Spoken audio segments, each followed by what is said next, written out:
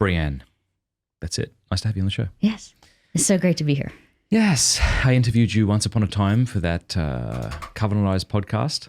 That's right. We did do that. It was a while ago. Yeah. And I feel like it was like the tip of the iceberg. Like we talked a little bit, but it was, there's so much more to the story. So I'm glad to be here to share. Yeah. And I'm honored to hear it. So, man, how do we begin? Where does one begin with your life story? I mean, I guess I'll start with a little background so people kind of understand.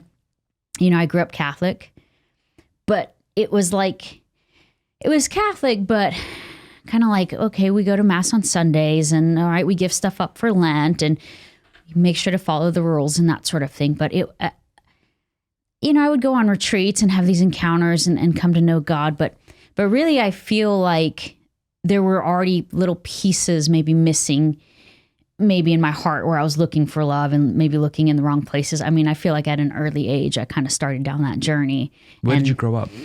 I grew up in Texas. Okay. Yeah, in the Austin area. And great parish, super active. You know, my mom was pretty active in the parish. And so I had that kind of witness. But yeah, I don't know. I mean, I just remember like by 12 years old already struggling with like self-harm or like having these just suicidal ideation kind of thoughts. I mean, and I was like 12 or 13 years old. And so it started young. It definitely, yeah. Do you look back and was there events that took place in your life prior to that led to that? You know, what's interesting is I feel like I have tried to psychoanalyze, you know, through years of therapy and talking to people and group recovery and that sort of thing. It's like, it would be nice if there was this pinpoint, like, aha, this is why I was the way I was. And I think oftentimes in life, like, I want that clear-cut answer. And there were many times I questioned God, like, why am I the way I am? And I realized that I think if God answered me, it still wouldn't be good enough for me. Like, I would still be like, okay, but why? Like, I would push back on his answer. If God himself told me why I was the way I was, I would inevitably find something else to question or to kind of try to pick apart. And so, I mean, we moved when I was like 10, and that was a tough adjustment. I feel like growing up, I was a tomboy. I was the type to play with Ninja Turtles and catch frogs and that sort of thing. And when we moved from a small town to Austin, which was a much bigger town. And it was just really hard for me to make friends. And I remember getting picked on and bullied and that sort of thing. And I kind of lost, it's like I lost a part of who I was. I think I was, it's sad that you could lose that at such a young age. But like, okay, just an example, right? I loved pink flamingos. Okay. Random. I know. No, they're great. And so I was so stoked. I convinced my parents to buy me these 2 plastic pink flamingos. And when we got them, I must have been like 9 or 10 years old. When we got them, I was like, cool, we get to put them in our front yard. My parents were like, let's put them in the backyard so people don't see it. Right. And in my mind, I'm like, what? Like, these are so cool. Like, how cool would they be in our front yard? Like, we should want people to see it. And so like, there was this like, oh, maybe I'm wrong for liking that. Like, maybe I'm weird. And that same year, like, I had my mom make me this pink flamingo Hawaiian shirt. Okay. I'm like a 9-year-old girl rocking a Hawaiian shirt, pink flamingos on it. And I remember I wore it to school. It was my favorite shirt. She had just made it for me. She sewed it, you know, and made it. And people picked on me for it. Like, I got bullied for it. And I remember I took it home. I never wore it again. And it's amazing how little instances like that, they're so trivial. They're so small. And yet it was enough to get me to question, like, maybe I'm weird. Like, maybe I'm not okay. Maybe I shouldn't like these things. Like, maybe I need to be normal. And so then when we moved to Austin, it was like, I was trying to figure out what is normal. How do I become popular? How do I become accepted by my peers? And because my identity wasn't deeply rooted in Christ, it meant I was going to find other ways to define myself. So it meant a lot of crazy, like, I was the kid, like in middle school, I was the kid who was like just desperate for attention. And so I would be like, oh my gosh, this is so gross. You dare me to eat it? Like, you dare me, like, this is so gross. Like, wouldn't it be gross if someone ate it? You dare me to, like, and I was just like starving for that, like look at me, like I'm doing something different, or like I'm funny, or I'm cool. And I was very young already struggling with that. Okay. So 9, Austin, good, a decent home life other than that? Yeah. I mean, I often wonder, like, because I think I look back like, okay, well, I didn't have bad parents. Like they weren't beating me. And so it made, when I started to fall down paths of like addiction and that sort of thing, it made it really difficult, because it was like, well, my parents didn't beat the crap out of me like all these other addicts I know. So what the heck is wrong with me? I get it. It almost felt worse. Like it felt like if at the very least I had a terrible home life, this would make sense. And then I wouldn't be wrong. But now I felt like even more messed up, because like, what the heck? I had great parents. All my needs were met. Like I had things. So like, now what's wrong with me? Yeah, it's important that we don't minimize the little traumas that take place to us when we're young. Yes. Or whenever you find yourself saying, it wasn't that bad. I shouldn't. I got to be careful. I remember I was 7 years old and we had just watched He-Man, this movie that came out back in the day. And we were looking through these magazines at school and I cut out this picture of He-Man from the movie because I was really excited to show my dad. And driving home on the bus, my friend took it and ripped it in half. And I remember that just breaking my heart because I wanted to show my dad something, you know? Yeah. And sure, now that I'm 40, like if that happened, that wouldn't bother me. But you got to imagine yourself as that sweet little kid. Like, how would I talk to my 9-year-old boy if he was crying because his friend ripped up something he wanted to show his dad? Yeah. I would show him tremendous comfort and sympathy. I wouldn't be like, get over it. Yeah. But often we talk to ourselves like that, not realizing you were a 9-year-old girl, 9-year-old boy. Yeah. And the thing about trauma is, I think oftentimes people like to put it on a scale, like this trauma is worse than that trauma. But that's not actually how trauma works. What trauma is oftentimes it's a situation happens and we are not prepared to handle it.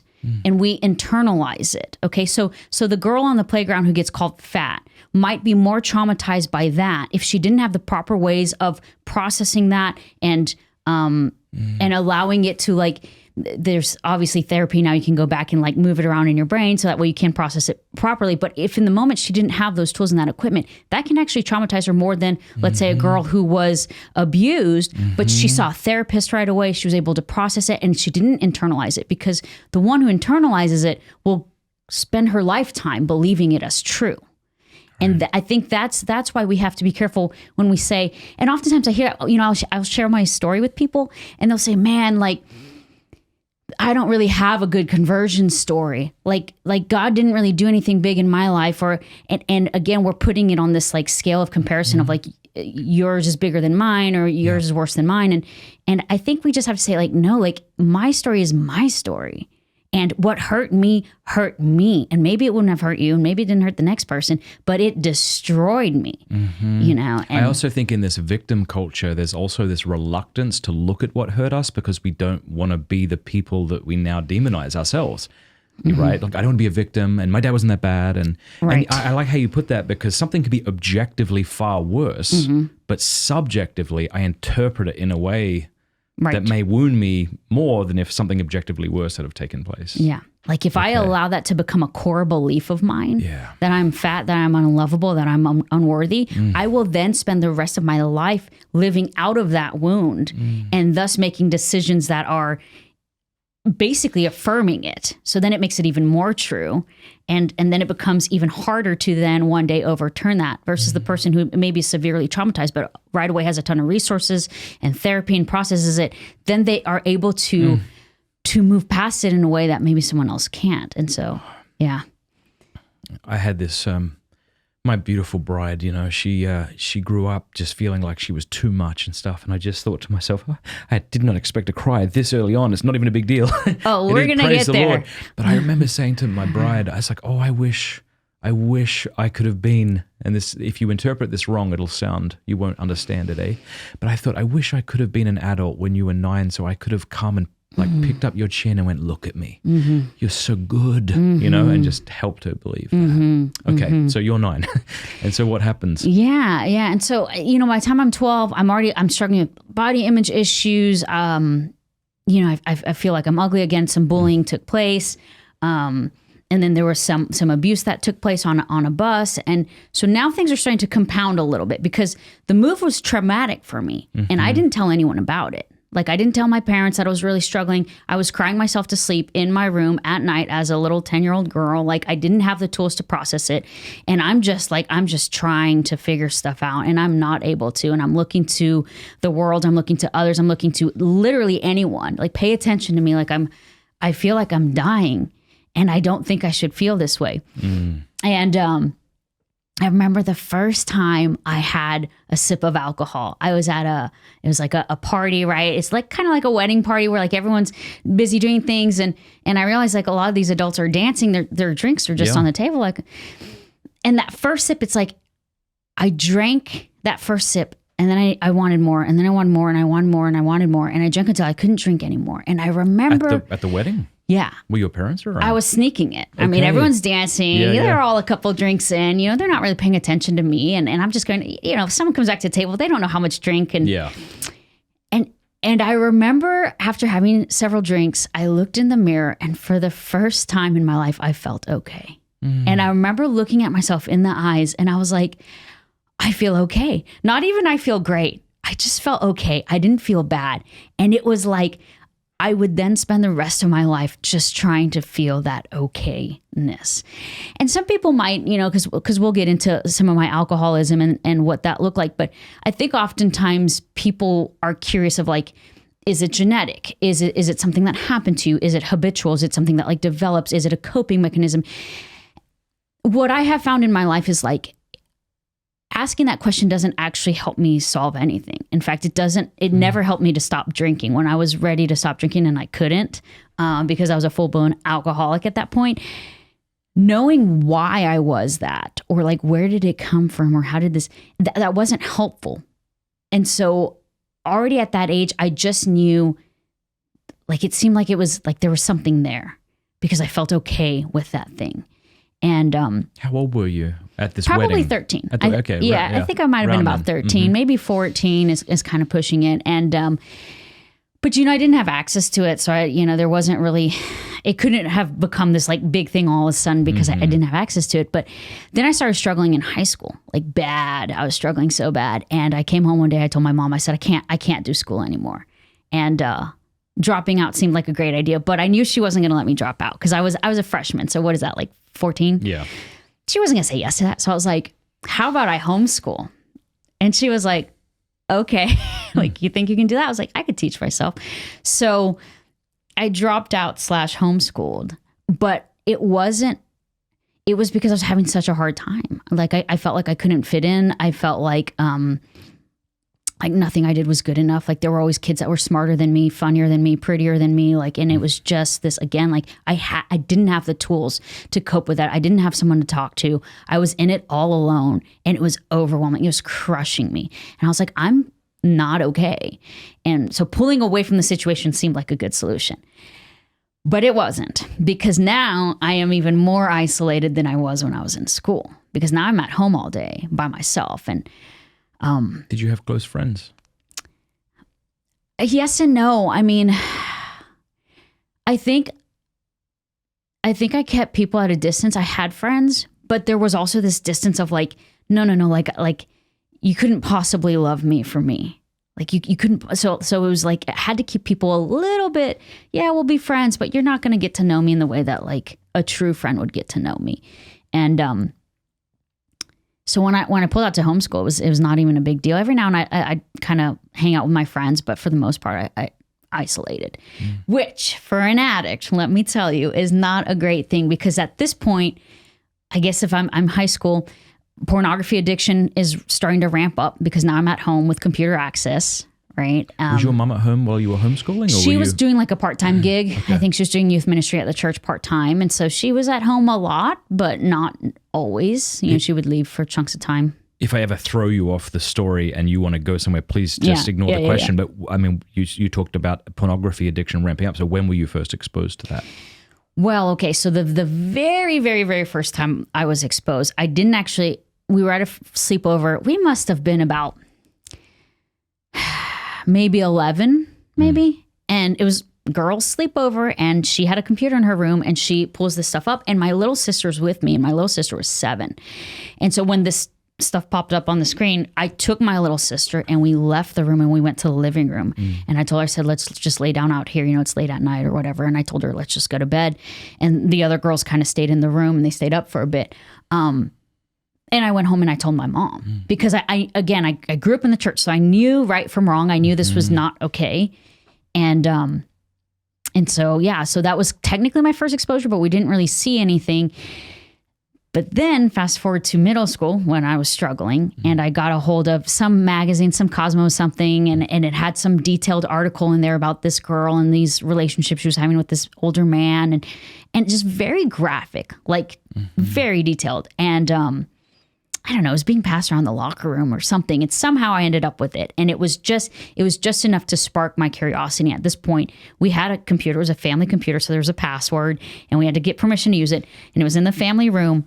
But still, I managed to look it up, and it was yet another way that I felt like okay, like getting this high felt okay. But the weird thing about it is I felt okay while simultaneously feeling awful at the same time because I did know it was wrong, and I felt like gross and dirty and shame and all that sort of stuff. So that, but that, it was like there was this high there though, because in addition to it, you know, just having like biological reactions with my hormones and that sort of thing, because at this point I'm in like puberty. In addition to that, there was this like secrecy of like, I have to get away with this. And so I had to time things because it was in the family room. So I had to convince my mom I needed access to the computer. She had to come type the password. And then I had to make sure that nobody walked in. And so it became... there was an added level of like a high, so to speak, a rush of getting away with it. And so that ramped up big time. And then I'm 15 years old and out of nowhere, I'm like, I had never done drugs. Okay. Up until this point. All right. I'm 15 years old and I'm like, I'm going to do cocaine, like just out of nowhere. Now, was that like a demonic thought? Where did that come? Was that an impulse? Was that like mental illness? Where did that thought come from? I have no idea. But in my mind, it made sense because in my mind, it's like, well, if I'm going to do drugs, I'm going to do drugs. Like, why would I waste my time on these like other like little kid drugs or like experimenting or whatever? Like, why would I do that? Like, if I'm going to do it, I'm going to do it. And that was at 15. And by the time I was 16, I had my first overdose. How did you get access at 15 to cocaine? Oh gosh, I don't even remember. I mean, I reached out to a couple friends and like, you know, you show up to your first drug deal and you're just like, it's just this unreal experience because like you've only seen it in movies and stuff and you don't know what's going to happen. And you're young. It's like, I didn't have a car, so it had to be somewhere I could walk to, but it couldn't be at my house, you know? And so and I was at this nearby place and it didn't take long. I mean, by 16, I overdosed and I woke up on my parents' bed and I'm looking at the ceiling fan and my mom has a little cup there for me to pee in because it's like a drug test. And I tested positive for like Coke and PCP and Xanax and like a bunch of different drugs all at once. And that's why like the overdose happened. It shut down my system, you know. Who took you to the hospital? Well, so interestingly enough, when I like passed out, at the time when I was this age, I wanted to go into law enforcement or the military. And my mom knew that if she took me to the hospital, like I might end up with a record. Like they could then, like there's a paper trail of like, oh, she had an overdose. And that could potentially ruin the possibility for me pursuing my dream career. So she, you know, called a nurse friend or whatever, made sure I was like not going to die. But I remember like when I was looking at the ceiling fan and I woke up, my mom is in tears and she says to me, she's like, you could have died. And I looked at her square in the eyes and I said, I wish I would have. Because already at 16 years old, like already like I was struggling and I couldn't figure out. It was like if you're ever at the beach and you try to grab like the sand and the wave comes and it just like sucks the sand between your fingers. Like I was grasping at sand and like something helped me, like something made me feel better, something complete me, like something, and nothing was working. And so I didn't actually want to die, but I also knew that like already what I was getting into, like I was already miserable. I mean, I was already like probably watching porn every day at that point. By 16, by 16, I was definitely addicted. I don't know if it was daily yet, but it was close. And, drugs and stealing and, just looking up stuff online of like, how to make explosives or like just looking to try to cause chaos, right? To destroy myself and everything around me.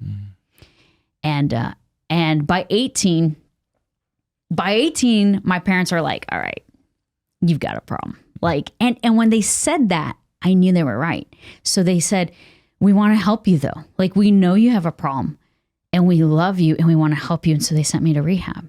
Well, they offered. They weren't going to like make me, but I said yes because I was like, I'm dying and I don't know how to live. And this, like, I'm not going to make it. I'm not going to make it past 18. And if I don't figure something out. So I went to rehab for 35 days. Okay. Where was this and what was it like? It was out in the middle of the nowhere desert. It was at the time it was the only facility in the US that was acknowledging pornography as an addiction. This was back in like 2008. So it was like a lot of places still were like, well, it's a problem, or like, yeah, it's a guy thing. But this was the only place I was like, no, like there's stuff going on in the brain here that's like very much addiction. And so they recognize that. So I went there for the pornography addiction, but also for chemical dependency issues, abusing drugs and that sort of thing.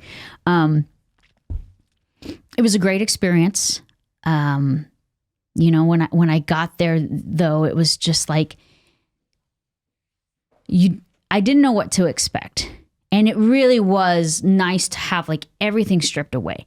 Like they wouldn't even let you have coffee or sugar. Like they took everything. No caffeine, no sugar. Like if you wanted a soda, it had to be a diet caffeine-free Coke. Okay. And because they didn't want you to cross addict. I mean, they made their ketchup from scratch. That's how serious they were about no sugar. Right. And you should have seen us addicts, man. We were all just fiending for like sugar. Like, well, we would sit around and talk about Snickers bars. I mean, we were just like anything, right? Caffeine or a Coke or something. How did people react differently to coming off of those drugs, including sugar and coffee? Did they react differently? Was there a similarity to it all? It was interesting because I felt like it was harder because of that. Like all of us who work, and some people were some people were going through some serious withdrawal. I mean, coming off of hard stuff. And are they isolated? Yeah. So if you're detoxing from something heavy, they kind of put you're in this this room that's attached to like where the nurses all hang out. And so, my first day there, I see a tissue box just fly out of one of the rooms, and this chick's coming off of meth, and she's pissed. And, later on she apologized to all the nurses when she kind of like came to her senses, but it was like, you spent the first few days there so they can make sure like you're not going to die and you're okay. And then once you got off of that, then you like ended up like in a room further off. But they had all sorts of things there to really help. They had like you can ride a horse, or you can go swim laps in the pool, or there's like acupuncture. They had all this stuff, and all that stuff was great. But what was better was like the therapy, the group therapy, the very intense work you were doing to focus on like your addiction and what was going on. The problem with that, at least in my case, was a lot of times they want to know what your trigger was. Like, if we could just figure out what your triggers are, then you can avoid your thing. Okay. Whatever your addiction is. And so I sat down and it's like, all right. Like, well, what triggers me? Like, well, okay, when my mom says this, that triggers me. Okay, well, when she says that triggers me. Okay, well, when the weather's nice, like I get pissed, or like when the weather's bad, I get pissed, or when the weather's like it was I quickly realized like literally everything. Like air is my trigger. Like being alive makes me want to do these things. Just breathing air. And I was like, I'm screwed. Yeah. Like I'm screwed if just being alive drives me, like I have these compulsions to self-harm or to do these, addictive behaviors. What hope is there for me? Because my triggers list is endless. And that must have just driven you deeper into that pit of isolation, right? Like if other people have this nice little puzzle piece, I don't. There's something deeply wrong with me at my core. Like what the heck is wrong with me? Because everyone else is saying they're like, oh, well, this is my trigger and this is my trigger. And those are the things that, and I'm like, what? Like, that's it? Those are the only things? Like, I mean, like I trigger myself. Like me being who I am is enough to get me to say like, let's get messed up. Let's do some drugs. Let's drink till we can't think anymore. And so So that was hard. That was hard realizing that. But I think it was a good thing to realize early on. But it was a hard thing to realize early on. Because now what's the solution? And so in my mind, I'm like, well, there's no saving me. So I get out of rehab and was there any kind of help there? Did you feel like something was resolved? Did you have any hope for the future? Yes and no. The big help was I was introduced to the 12-step program there. You go to 12-step meetings if you have problems with alcohol or drugs. Some people were there for other unrelated things. But if you have those, you go to 12-step meetings. And that was huge because that would one day, spoiler alert, one day save my life. All right. We'll get to that. But we were in a group therapy once and they put you in your groups based on like what you're there for. Mm-hmm. All right. So all the alcoholics are with the alcoholics and all the druggies are with the druggies and I was with the sex addicts. Mm-hmm. Okay. Now I'm 18. I was there primarily for porn. All right. But a lot of the people in the sex addict group were like there for like infidelity and that sort of thing too. So it was kind of a mixed group.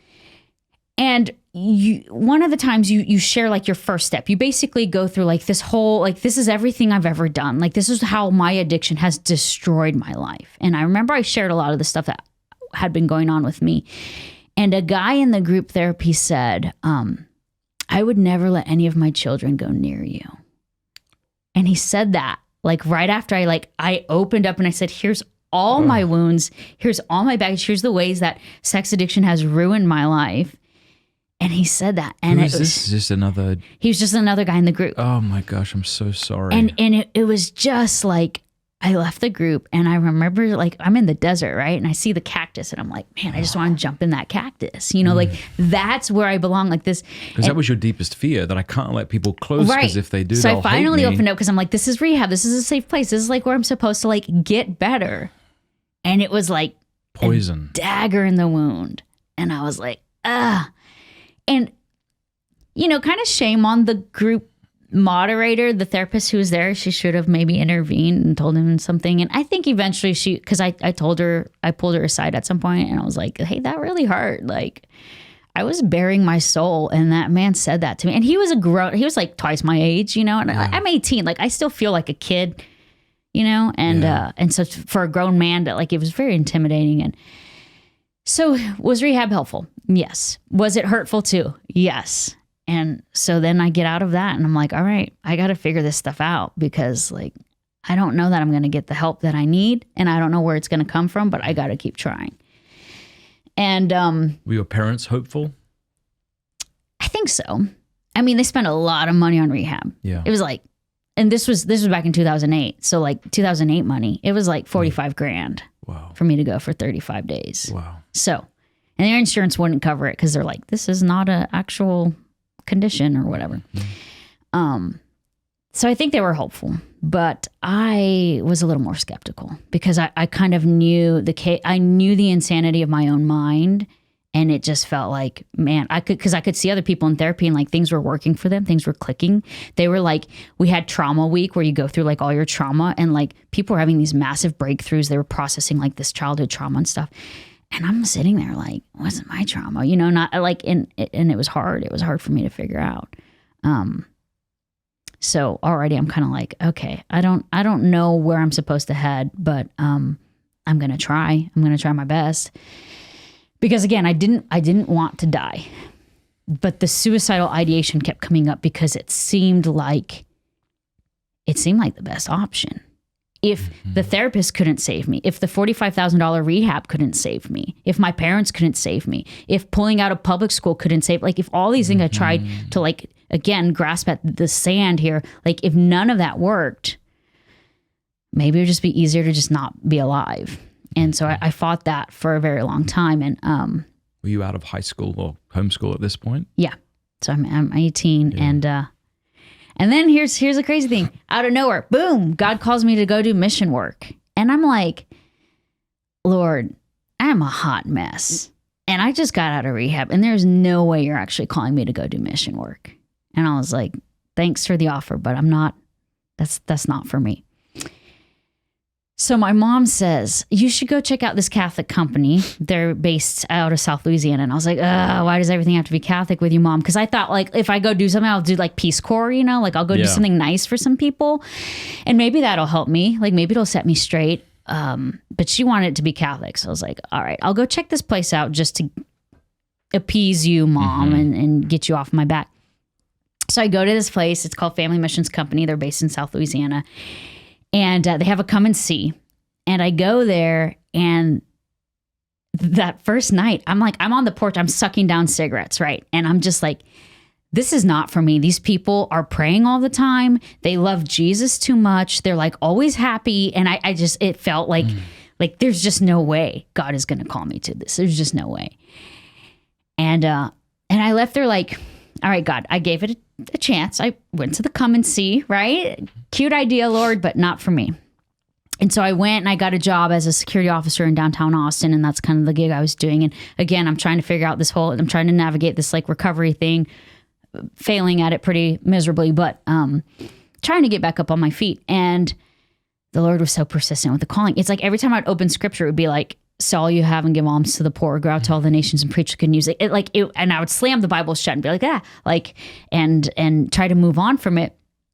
And I remember this one day, I had called a military recruiter in the morning, and I left my cell phone number on he didn't answer. So I left him a message. I left my cell phone number with him. And I talked to Family Missions Company days, weeks before. I had called them and they didn't left them a message, and I was waiting to hear back from them, and weeks had gone by.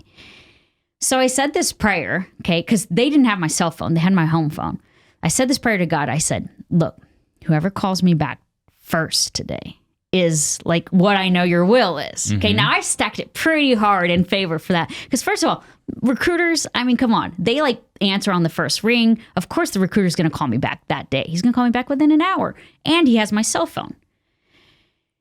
And my phone rings about an hour later. And I'm like, I'm going to join the military. And I answer, it's my mom. And she says, hi, I just want to let you know, Family Missions Company just called. They left a message on the house phone, and I'm just letting you know. And I was so mad because she didn't have to do that. She could have waited till I got home from work and been like, hey, you have a message on the answering machine, right? But she felt the need to call me while I was at work to tell me I had a message. And I was like, man, I stacked that hard. There's just no way. And so I kept praying throughout the year, and I just kept feeling this tug. Another time, this job I was going to land, instead of a security job, I was going to get a job at the local jail. And the next day on the front page was the jail I was applying to, and it said how they were laying people off. And it was on the front page of a paper. So God put it on the front page. Now, here's the crazy thing. I didn't read the newspaper. I didn't get the paper. But that day, for some reason, I had a newspaper in my hands, and it was on the front page. Okay, again, another sign. At this point, I'm like, he's not going to stop. God is calling me to do something that I don't want to do. It felt like some of the prophets, who are trying to run from God's call. And I'm like, I'm going to get swallowed by a whale or something if I don't watch out. And so I went to daily mass, and I gave God one last ultimatum. I said, look, Lord, we're playing games, you and I. You and I are playing these games, and I'm tired of these games. I said, if you really, really want me to do this, I need a sign, and I need one right now. And I was like, okay, amen. And I sat down and I waited for mass to start. And that day we had a visiting priest, and he walks onto the altar, and the very first thing he says before he starts mass is he says, I just want to offer up this mass for all those who are discerning mission work. Now, after you've had this conversation with our Lord. Now, I have been to mass many times, and I've heard priests offer mass for those discerning religious life or those doing mission work, but never the combination of those discerning mission work. And I'm looking around like, did everyone else hear that? And my heart sank because it was not the answer I wanted, but I had peace. My heart sank because it's like, no. I want to live my life. I wanted to go down this career path of joining the military and then getting on with a police task force. I wanted to do bomb squad. I had this whole idea of what I was going to be. And I was going to prove to the world that I was strong and capable and confident. And you want me to go live with a bunch of poor people that I don't even care about in other countries? And so I was disheartened, but there was so much peace. It was I was like, okay, Lord, all right, You want this. I don't want this, but you want this. I know you got my back. Let's do it. So I called up Family Missions Company. A year later, after swearing I would never go back there because they were crazy Jesus people, I was back there to enter formation. And I just so happened to be in an intake with 3 people who were double majors in theology and catechetics from Steubenville. Okay. All right. And I'm sitting there, and that first week is like hell for me because like I was doing lines of cocaine, and these kids are talking about like some eschatological, like I'm like, what is that? The study of escalators? Like I have no idea like what is going on. And they're so smart and they know like scripture. Yeah. You know, I felt like when Nacho Libre was like, people don't think I know a buttload of crap about the Gospels, but I do. Like, I was trying to like prove myself. Like, I know. Like, I don't know what y'all are talking about, but I do know some things, right? And it was so intimidating. And that first week, I was so miserable. And I took it to prayer again. I was like, all right, Lord, remember, this was your idea. And I cannot do this if I'm going to be miserable. And I'm internalizing a lot of it. And like, I already feel less than because of all these wounds and insecurities I have and because of my past, right? Now, on top of that, they're so much smarter and like they know all this Jesus stuff that I don't. And I thought I was pretty Catholic. Are you doing lines of coke now? No. Okay. Although I had a pill problem leading up right to intake. And so I had to like cold turkey that. And so that was a miracle that God helped me do that. And again, it felt... I just knew God was calling me. I mean, it felt so counterintuitive because it's like, no, I have this other stuff going on. Don't you want me to do this stuff? But at some point I had to realize like, maybe this is the next step for me. Like maybe like we tried the rehab, we tried the psychiatry stuff. We tried like, maybe the next step is to get out of my isolation, to be of service, to travel around the world, to get sick and get diarrhea in other countries, like to eat the weird foods and to surrender myself completely to God's will and allow him to work through the poor, the poorest of the poor, those who couldn't possibly have anything to offer me, to allow God to use them to restore those broken pieces in who I was. And so I had to be like, all right, Lord, like do it. I'm miserable at this intake thing. And the next day I woke up and it was like night and day. Like all of a sudden I was like, I love these people. I love missions. I love all these things. And so we spent time in formation, then we get sent out. I committed to 2 years of it. And I spent time all over in all sorts of countries. And I have so many wonderful stories from missions. So many wonderful stories. And I wish we would learn from the Mormon church because I love that they make their young people do this. They're like, yeah, go get out of your head, get out of your world, go be uncomfortable for what you believe in. Because like I'm Catholic and I'll go to mass and I'll say all the parts and all blah, blah, blah, but do you want me to go talk to other people about you, Lord? Like now I'm uncomfortable. Or like learning another language is so humbling. It's so humbling because it's exhausting. It's exhausting, right? Yeah. And I remember my first Bible study, I was in Ecuador. My Spanish is terrible. And I remember we went to a Bible study right away. And I have this Bible that has like the English column and the Spanish column next to each other. So like as they're reading the Spanish, I can see exactly what it says in English. And I have so much to say about this reading because I'm like, oh, I love this one. And it gets to me and I have to say it in Spanish. And I remember I just said something like, I like this reading because it's true. Because that's all I knew. That's all the Spanish I knew. And everyone's like, okay. Like, this is the missionary? Like, she's supposed to teach us about Jesus? That was it? And I was so embarrassed because I had so much, I went from feeling like a smart, articulate person in the US to like a child in another country because I'd be at the store and I didn't know the word for candle and I'm like pointing or I'm trying to describe, I'm like it felt awful. But it was like every day I got up and I did it again out of love for the Lord, you know, like, all right, Lord, like you're humbling me big time and it hurts, but I'm going to do it for you because you called me here. And that was a big part of it. But I think the other big part that I really got out of it is a deep love for the universal church that I could have read about it maybe in like Sunday school or seen like a cool, like powerful YouTube video with like, you know, music and stuff like that. Very moving. But God gave me firsthand experiences. I'll never forget. I was in Ecuador. Okay. We had hiked Okay, first of all, we drove to the Amazon jungle. And then we drove another couple hours further in. And then we got to like, there's not even roads anymore. So we get out of the Jeep and we're like hiking into the jungle. We are deep in the jungle. Okay. And, you know, we're like with the machetes trying to get through and get to this tribe. We have a priest with us and he speaks Quechua, which is the local language. And we get there and we have mass. And I'll never forget, I'm standing there deep in the jungle. And we're in this like little pavilion, right? And the priest has this like little headlamp on because it had gotten dark by the time we got there. And he goes to like raise the host. And behind me is like all the noises of the jungle, right? The weird birds and the bugs and like the things that are going to eat you. Like it's all behind me. And I'm standing there listening to this mass in Quechua. And yet I know like all these parts. And when he holds the host up, you know, it's glowing because he's got the little headlamp. And it just felt like, here's Jesus, like the Jesus that I know, like I came to the edge of the earth. I'm deep in the middle of the jungle and here you are, Lord. You came just as far, like you are everywhere. And having that moment and just this deep love for like, this is the universal church. And seeing that was like penetrated to my soul in a way that like I knew my faith could not be shaken. And then another profound experience was World Youth Day 2010, maybe. It was in Madrid. Okay. Old boy Benny was up there, Pope Benny, and he comes out. Okay.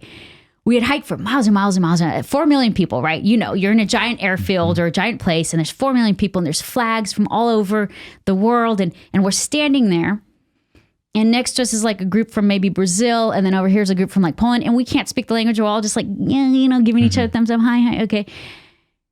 And here's what's incredible. All of a sudden, it's time for adoration, right? And so like Jesus comes out and 4 million people fall on their knees in adoration. And all you can hear is the sound of the flags flapping in the wind. And 4 million people fall silent before the Lord. And these 4 million people from all over the world speaking all sorts of languages at once break out in song, singing the O Salutaris Hostia in Latin. 4 million voices. I couldn't talk to this Polish guy and this Brazilian guy 2 minutes ago, but now him and I are adoring the same Lord on our knees, singing the same words to a song that's been sung for 1,000 years. And it's like missions, traveling the world, seeing the church in other countries solidified my faith in a way that I just knew it would never be shaken. And I needed that because my life was about to get much worse with the addictions and all that stuff. Okay. For those who are thinking we're wrapping up. Yeah. Okay. It's about to get worse. Oh yeah. And it was like, I could see, and obviously God used the poor to teach me so many things. We'll get to like, you know, the homeless ministry that I did post that because I always say that missions ruined me for the better. Like it did. It like ruined me because I had this deep love for the poor now and the humility. And I met saints. I met saints in these other countries. You know, I remember I went to visit this man in Mexico. I didn't know why I was there because my Spanish was still pretty terrible. But I knew he had just had one of his legs amputated. So I was like, all right, you know, I'll go and I'll sit and I'll pray with him and, you know, bring him something to eat. So I'm sitting at the foot of his bed and he's missing a leg and his other leg is wrapped up in a bandage. And he's kind of talking to me and I'm picking up every other word. I don't know exactly what's going on or why his leg was amputated, why this one is in a bandage.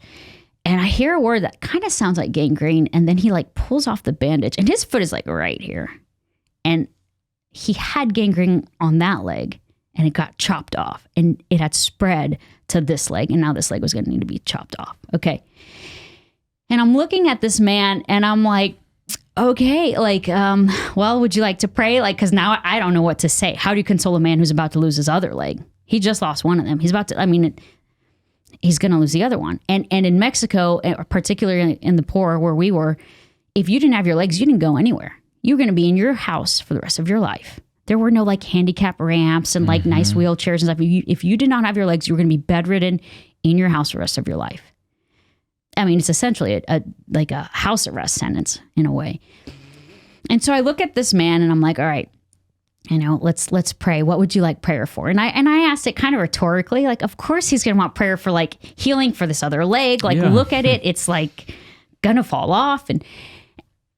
And he pauses and he looks out the window and he says, I just want to pray for everyone else out there in the world who's like really struggling. And I was pissed because I'm like, are you kidding? You want to pray for the world that forgot about you, the world that doesn't give a crap about the fact that you're about to be bedridden for the rest of your life, like the world that has moved up, that doesn't even know you exist. You want to pray for them? And like, it showed like the bitterness in my own heart, right? Because I'm like, that's not like, but it showed that like he was a saint because that's what he wanted to pray for. In his situation, he was worried about others and not himself. And he wasn't like even angry at God for like, why would you, like, I already lost one leg, like you're gonna take my other one too? Mm-hmm. And so I got to meet these saints in these other countries, and it did so much for my faith. And I'm like, okay, it's like saints exist. It's not just something I've read in a book. It's not just like the little statue I see in mass. Like I've met them. Mm-hmm. So I come back from that. Now, is this after World Youth Day in Germany or before? Yeah, so I did it. Yeah, so you're still doing missions after, right? So I was rather itinerant. Our mission company normally did like you spent a year in one place, or some places like Taiwan you would spend 2 years because the language was such a. By the time you got a hold of it, But the way at the time that I was there, they needed people to kind of move around a lot more, and so they had me doing that. I was leading trips, different places, and so I ended up going to like 7 or 8 countries in that time. Is your drug and porn addiction dormant at this point? It's amazing. It's a grace, right? It's a grace. I would say I was not indulging in those behaviors. It certainly was not healed in any way, but it's like God put a stop in it to give me a little reprieve so he could work on these other things he really needed me to know, because it was going to get much worse. And he's like, no, you need to know my voice. You need to have a prayer life. You need to have like a deep faith, because you're going to be rocked and you're going to be crushed, and you need this. Looking back, I can say that. Oops, sorry. That's all right. Yep. So, so then I get out of missions and I come back stateside, and it was like, here I was, I had just gone like 2 years without, any sort of addiction issues. And the moment I get back, it's like nothing happened. Like I'm back to the races. And this time I'm 21 now. Are you living at home? No, so I came back stateside, and I was there in South Louisiana. I was helping with like kind of there at the mission base, and then I was doing like some like local ministry stuff. Also met a lot of saints down there too. Let me tell you, there are people who are doing some amazing things all over. And so I was rubbing shoulders with a lot of great people, but it's like, okay, now I can buy alcohol.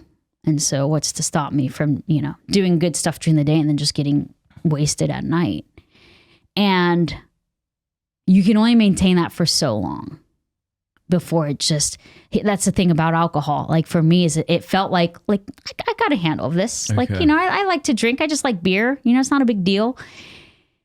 And then it's like, all right, well, now I'm needing to drink more often and more throughout the day. And now I'm watching pornography more, because it's like I get drunk and now I'm like... Your defenses are down. Yeah, and now it's like, I don't care what happens. And then I watch pornography and I feel terrible. And then I have this eating disorder that starts up at this time too, because I lost weight in missions and I got a bunch of like affirmations and praise when I got back. Everyone's like, oh, you look so good. Oh my goodness. And I was like, whoa, like people really like me when I've lost weight. And so that kind of started this vicious cycle of like bulimia, binging and purging. And then that gets mixed up with the alcohol and the pornography. And now it's like this weird rinse, lather, repeat cycle I get caught in, almost like a tornado. It's like, all right, I drink too much, I watch porn, I feel bad that I watch porn, so I binge and I purge. And then I drink because I just binge and I purge. And so like my stomach's empty, so now I can get drunk faster. It's like just insane. I mean, I'm losing my mind in this. And did anyone know about this at this mission? Did you go to confession I had one regularly? person kind of call me out on it once. She's like, because we were at a retreat, we were helping out with this retreat, and like I kept going to like throw up and stuff, and she kind of like said something about it, and of course, like any addict, I like denied it right away, like I don't know what you're talking about, sort of thing.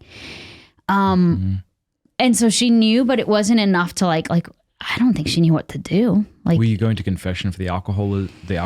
Yeah, I was going, especially with the pornography. I felt like, as an alcoholic, like I felt like I didn't have a problem. So I wasn't confessing the alcohol very much, but I was confessing the pornography because that still very much felt wrong to me. And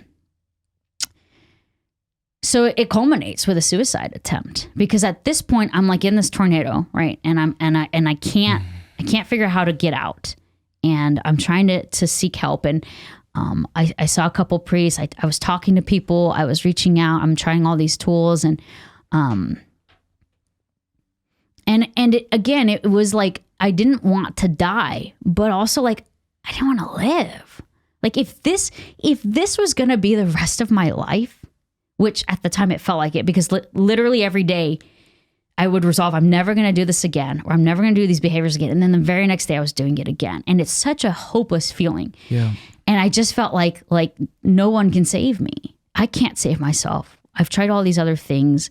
And, interestingly, Thomas Aquinas addresses suicide in the Summa. Does he? And, he addresses everything in the Summa. It's amazing.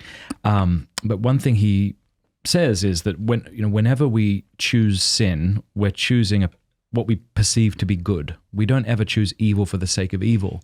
And so he says that even the suicide chooses suicide in a way out of love for self. Like there's a sense in which I want the good. It's not a good, it's an objective evil, of course, but it's a perceived good. So the person who chooses suicide is choosing what they believe to be good. Yeah.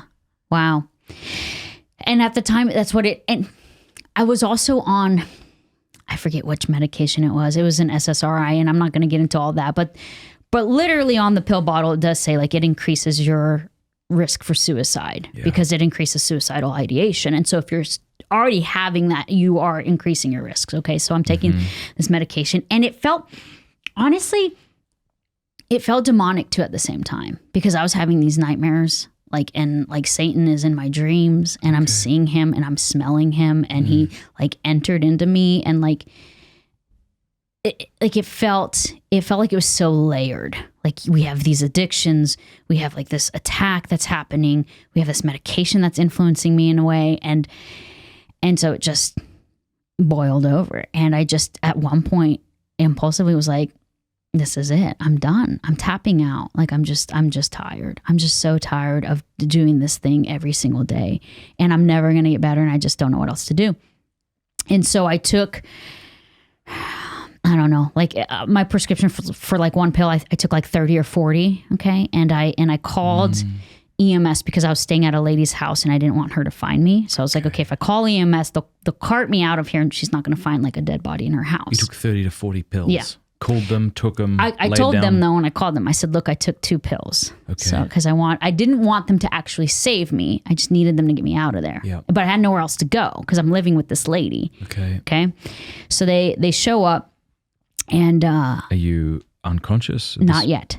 And they show up, and I have blood running down my leg because instead of writing a suicide note, I decided to carve something in my leg. And so they see that, and they're kind of like, okay, we got to take you to the hospital. Because even though I said, it was just 2 pills, I'm fine, they're kind of like, okay, you're not fine. So they take me to the hospital. And when I get there, I tell them right away, you cannot contact my parents. And the reason I said that was because I knew I was an adult, and so they would have to like respect my privacy and that sort of thing.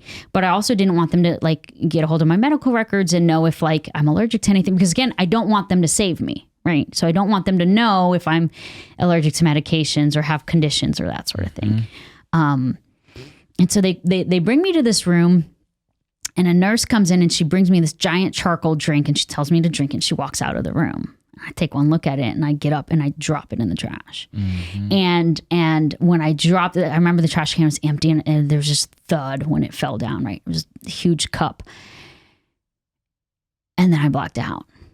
And I flatlined, and I'm unconscious for 3 days at that point as they like, I guess, pump my stomach, revive me. I'm not sure exactly what happened because they couldn't tell my parents, and I don't have any recollection of it, but I know that the only memory I have is a priest comes into the hospital room, and he was a Dominican, so he's got like the hood, And he sits down. He's an old Dominican too. And his rosary beads were like, making the clacking noise. And he sits at the foot of my bed, and I close my eyes. And then when I open them again, it's now Jesus sitting at the foot of my bed. And I'm looking at Jesus and I'm embarrassed.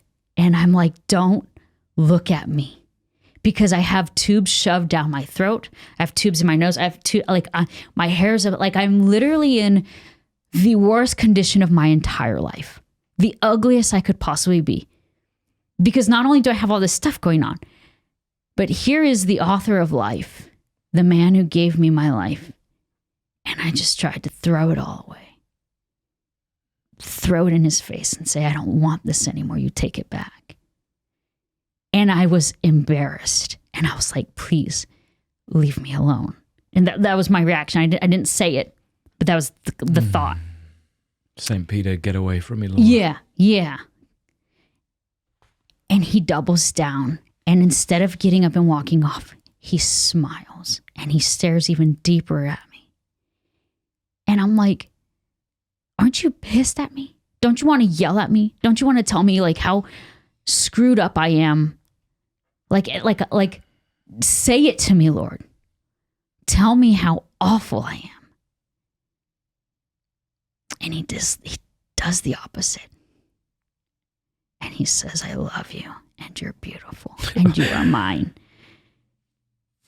And I'm staring at Jesus at the foot of my bed, and I close my eyes, and it all goes black. And that's the only memory I have from those 3 days.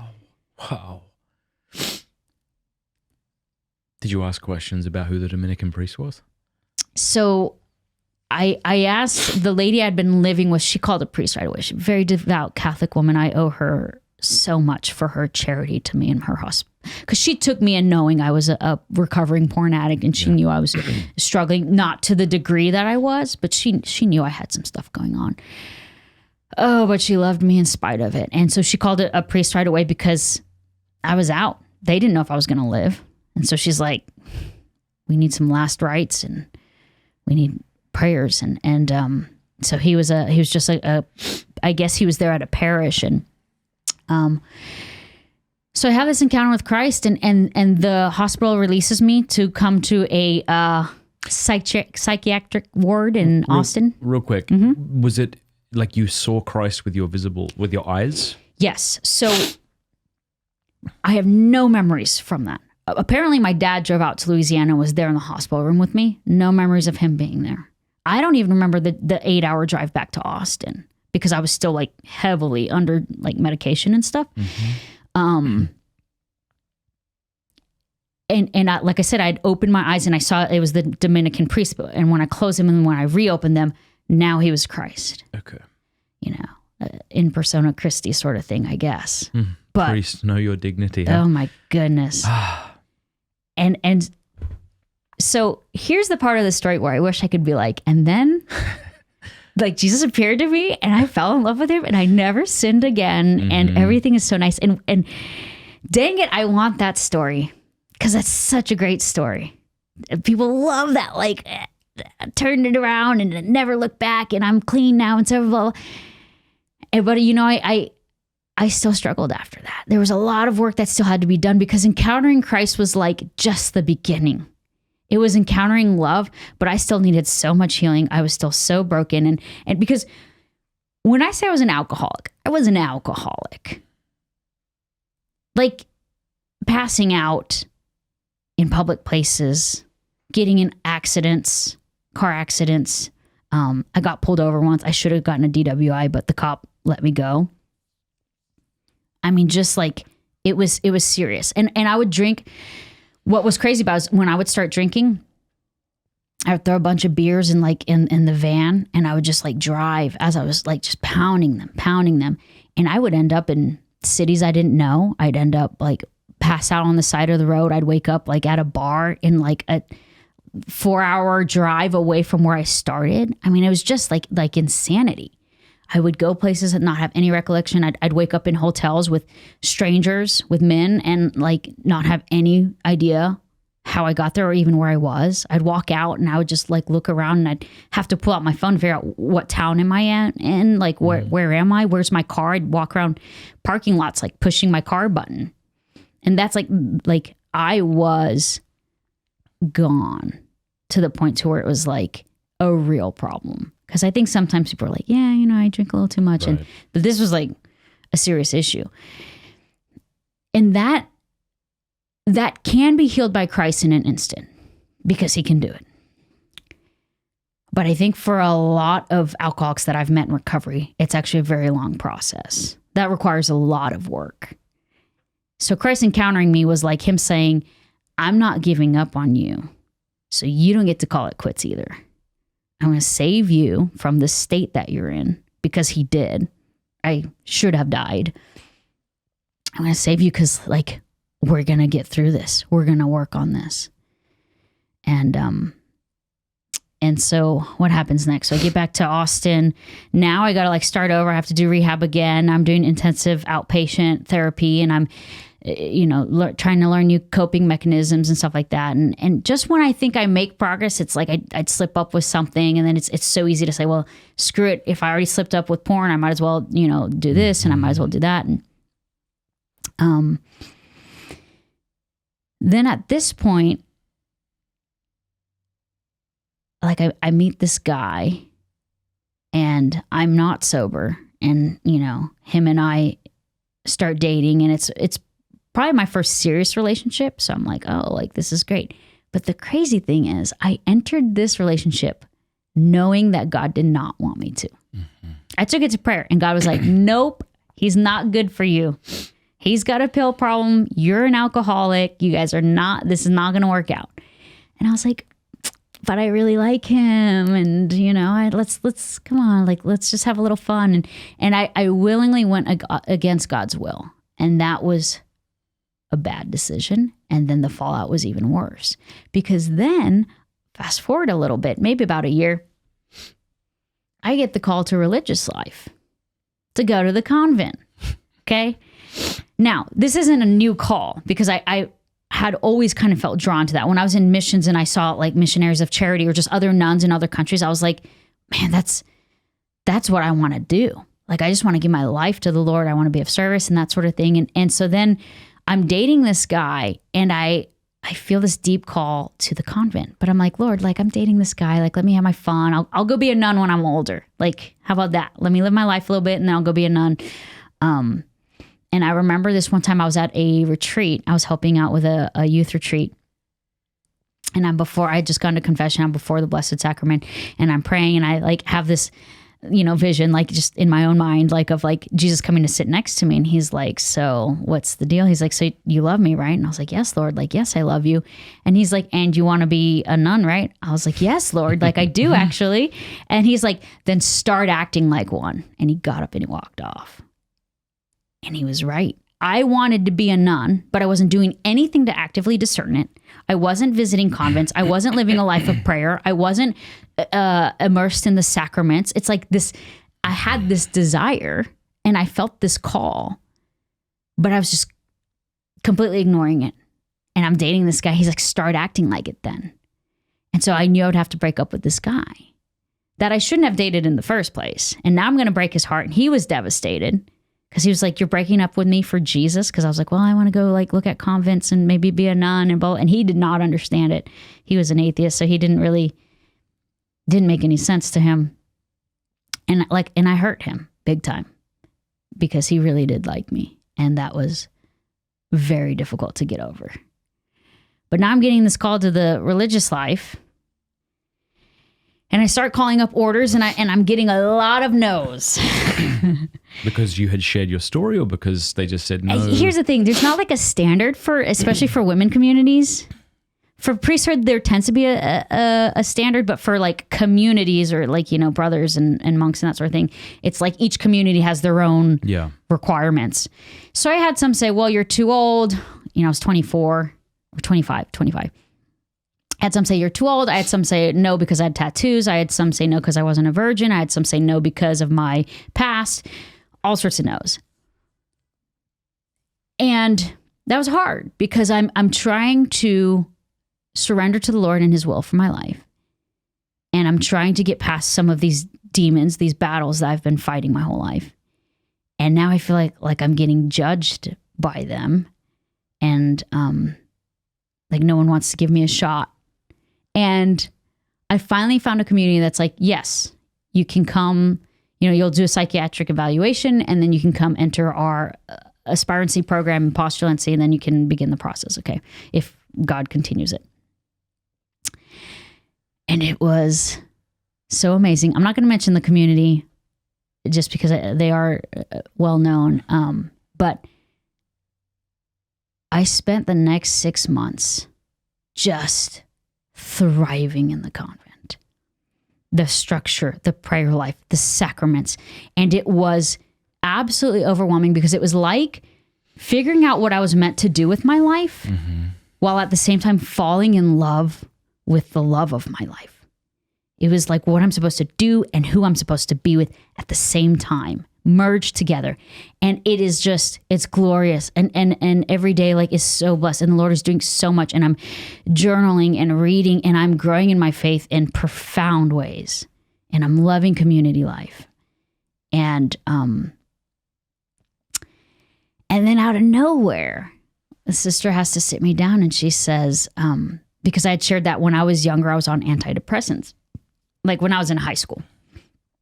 But it had been 10 years since I'd been on antidepressants. So like, as far as I was concerned, it was not an issue anymore. Like I understand if like, okay, I'm still having to take them. It's like, okay, maybe go look into that. But like I was thriving in the convent. Like it was not an issue. But apparently with this community, you can't have any past of any sort of prescription, like medication for like mental health stuff. And she was crying as she told me this because she had seen me thriving in this environment. Okay.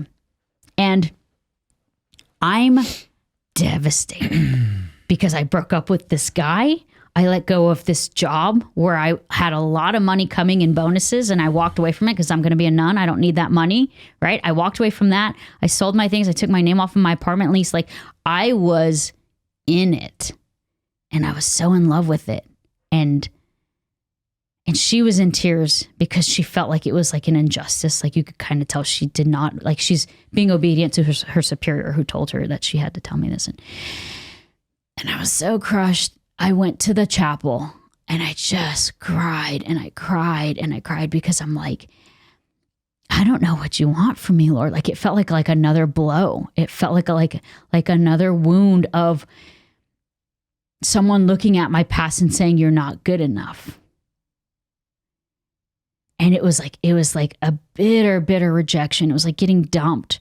And I felt so rejected. And I look at Christ on the cross. I'm in this chapel. And I'm like, if anyone understands rejection, it's Christ on the cross. Because he was rejected not only then in that moment, but I reject him every day when I sin. And all of humanity, there are people who reject him. Like all of humanity has rejected him at one point on the cross. And like, I looked at him and I knew he knew what I was feeling.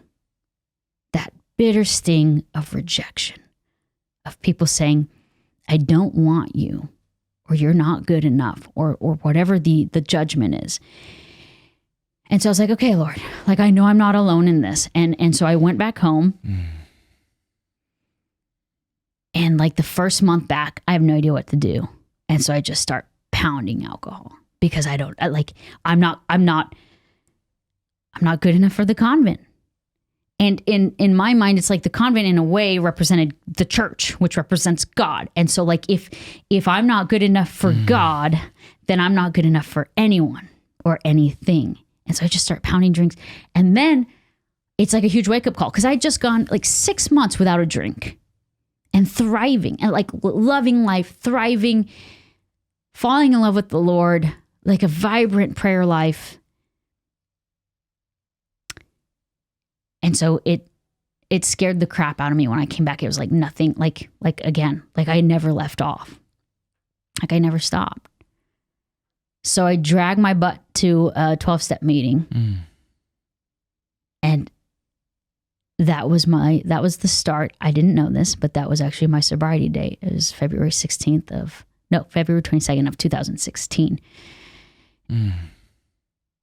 And so begins the sobriety process, which is a long and very painful process. And as I get sober with alcohol, some of my other addictions are starting to come into check.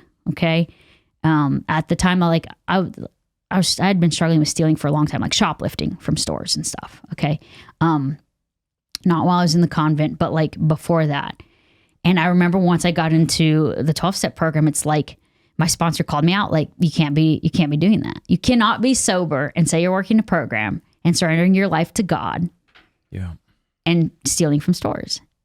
And so like that had to get in check, right? And then these other things like pornography and the eating disorder and the drugs. And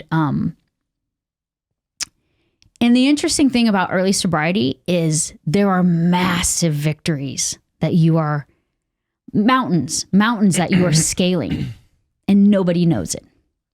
Nobody sees it. The fact that I would go a day without a drink, nobody cared. I mean, like, no one's going to clap unless they really know what it's like to be an alcoholic. Right. And like, I remember the first time I went to a store and I'm walking up to like, the little like, alarms that go off when you're stealing something. Okay. Because I had been a compulsive stealer for so long, right? Walking up to those things was very like anxiety inducing. Like, did I take something that's going to set them off? Am I going to run? Like, what's going to happen? Am I going to get caught? And I remember the first time I walked up to it and I didn't steal anything. I was like, with my head held so high, I'm like marching through those things. And when I went through them, I wanted to turn around and be like, everyone, I didn't take anything. Like, check my bag. Don't you want to look in my bag? Like, I didn't take anything from your store. Like, I wanted to celebrate this victory. And of course, I'm not going to do that because that's like weird a little bit. But I get to my car and I just sit there and I'm like, yes. Like, there's just this little quiet victory in my car of like, okay, that was the first time, and let's see if we can get another time, and let's see if we can just kind of build on that. And so I'm having these like little victories, these moments of like hope, like little glimmers of like, okay, like I'm overcoming some of these things, and it's slow and it's painful and it's so hard. It's so much work. And at this point though, I'm like, but what does God want from me? Aside from me to be sober and have this like happy, joyous, and free life, what does he really want from me? Vocation wise, or like job wise. I have no idea what I'm supposed to do. So I talked to my youth minister at our parish. I had volunteered with him a lot. So I say my youth minister. And he said, we have a massive parish. We have 400 kids in our youth group. We're thriving. We're successful in every way.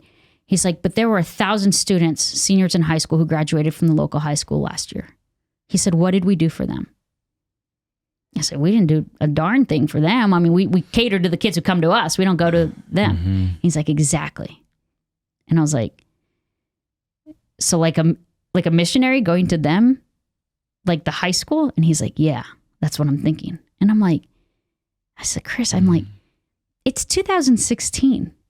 I'm like, they're not going to let you walk into a high school to talk to kids about Jesus. Like, come on, like this is crazy. And he's like, we got to try. And I'm looking for something to do, right? And I'm crazy enough to try it. So I was like, all right, well, let's. So we pitch it to the parish. And of course, the parish is like, we don't have money. And so we're like, okay, we'll fundraise. You okay? And then parish is like, all right. So then we have to get an exemption from the diocese because all of the, like, the rules in place that are there to protect minors. I need an exemption for all the rules, basically. Like, I need to be able to give kids rides. I need to go places like alone, like one-on-one with kids and that sort of thing.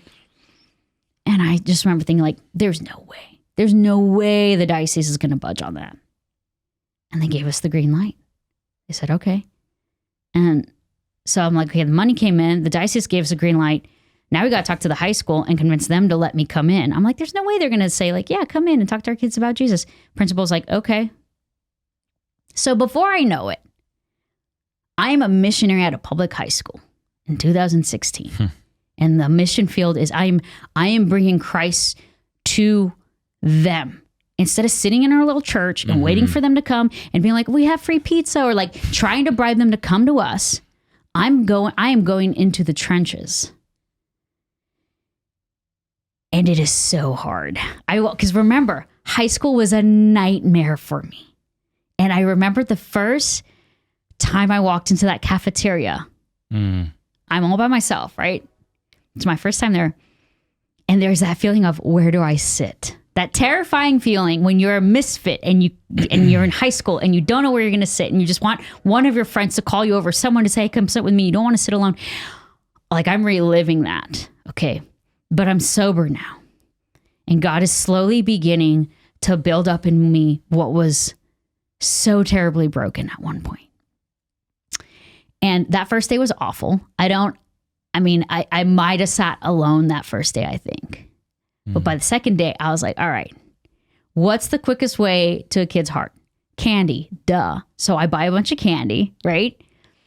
And the good thing about high schoolers is they're so chill that you can just look at them across the room. They don't even have to know who you are. You hold up like a candy and they'll be like, throw it, and start a conversation. You throw the candy at them, you walk over. And so it's just like slow, just building, hey, this is who I am, having conversations with them.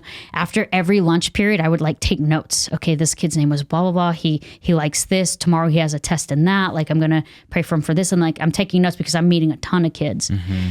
Primarily, I'm focusing on freshmen because the goal is like to kind of journey with them.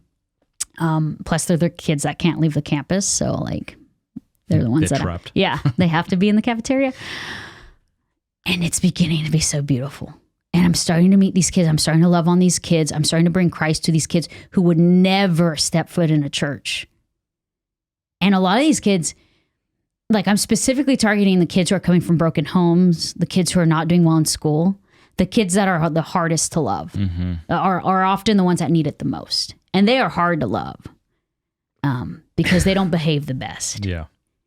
Or the annoying kids. You want to talk about hard to love? Mm-hmm. Sometimes it's easier to love the troublemaker who calls you the B word. Like, it's easier to love him than the kid who talks a little too much or who can't sit still. And I'm like, but he needs to be loved just as much as that troublemaker does.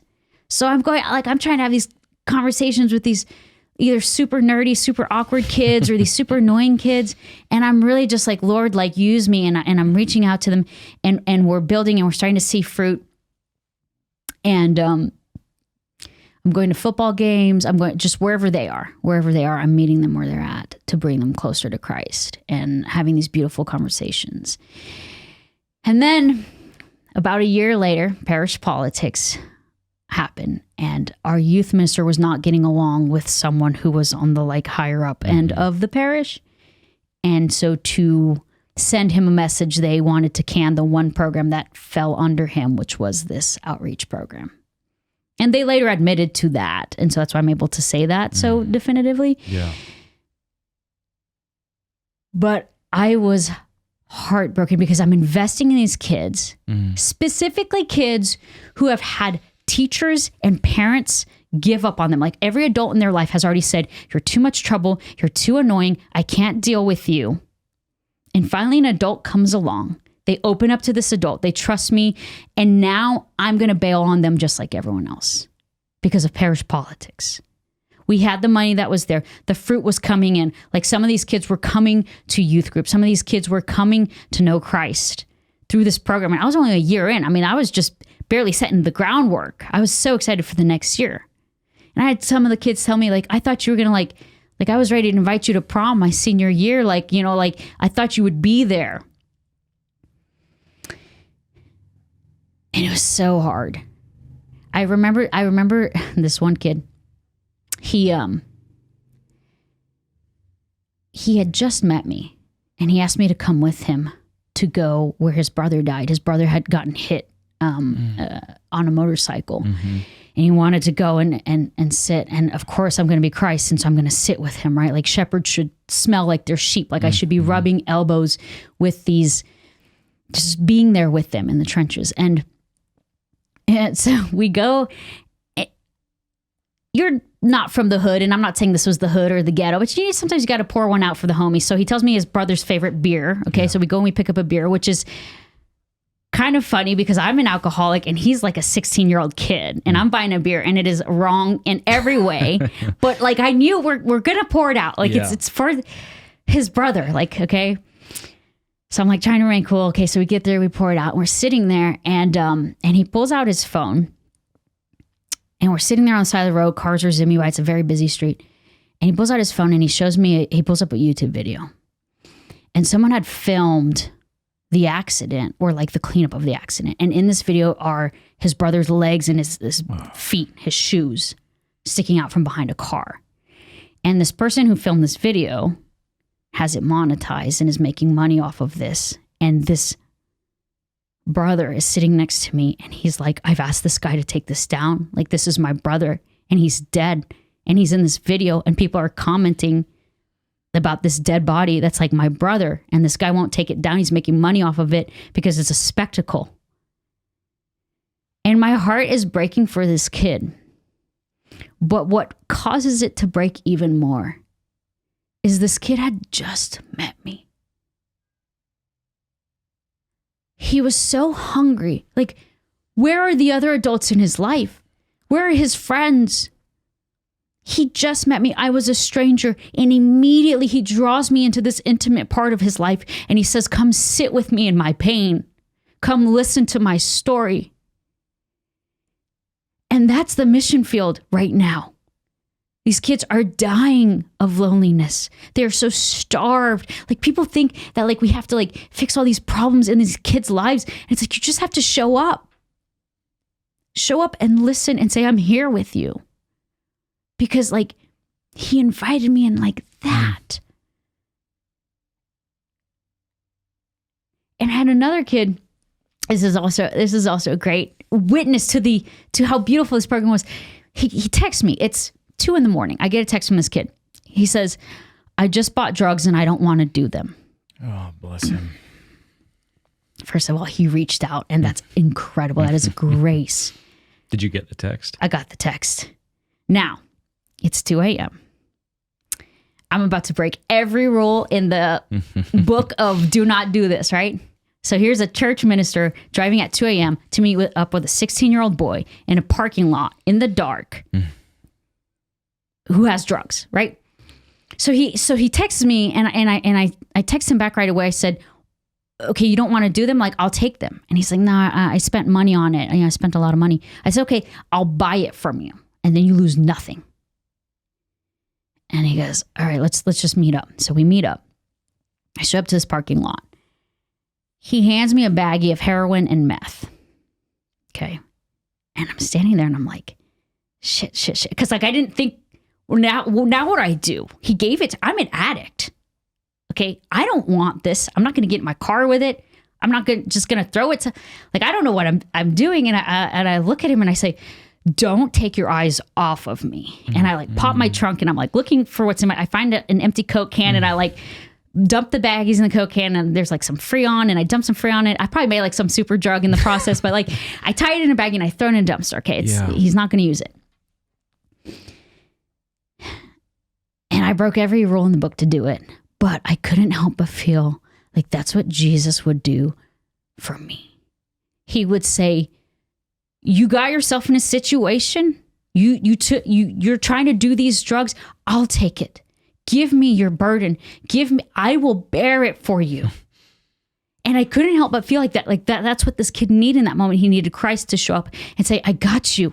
You don't have to do this. And I'm not mad. And we're going to get through it together.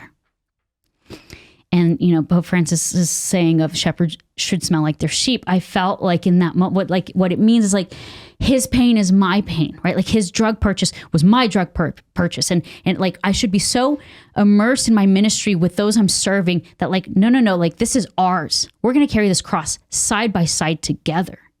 And we're going to shoulder the weight together because together we can actually do it. You don't have to do it alone. I tried for my entire life to do it alone. And so I knew the feeling. And so if his pain is my pain, then his joy is also my joy. And 30 days later, he sends me a sobriety chip. You get these chips in 12-step programs for how many months you have or how many days. And I cried when he sent me the picture because his joy was my joy. 30 days clean. And this was a kid who had struggled so much. I'd been helping him left and right. And every time I helped him, it seemed like things were getting worse. Like he went from doing this drug to, now he's, having sex. Now he's doing this. And I'm just like, Lord, like, I'm going to keep showing up for this kid because that's what you did for me. But like, it's not looking good. And I was there for him in that moment. And that's the hard part of ministries. A lot of times you're investing. And maybe you're going to have a beautiful moment like that. But there's a lot of times you don't have that.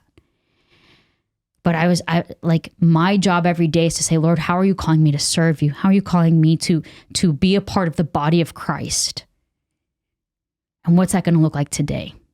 And sometimes it is losing sleep and driving somewhere at 2 a.m. and risking jail time. I mean, if cops had rolled up, guess who's going to jail? Guess who has drugs in their hands? I mean, and you bought it.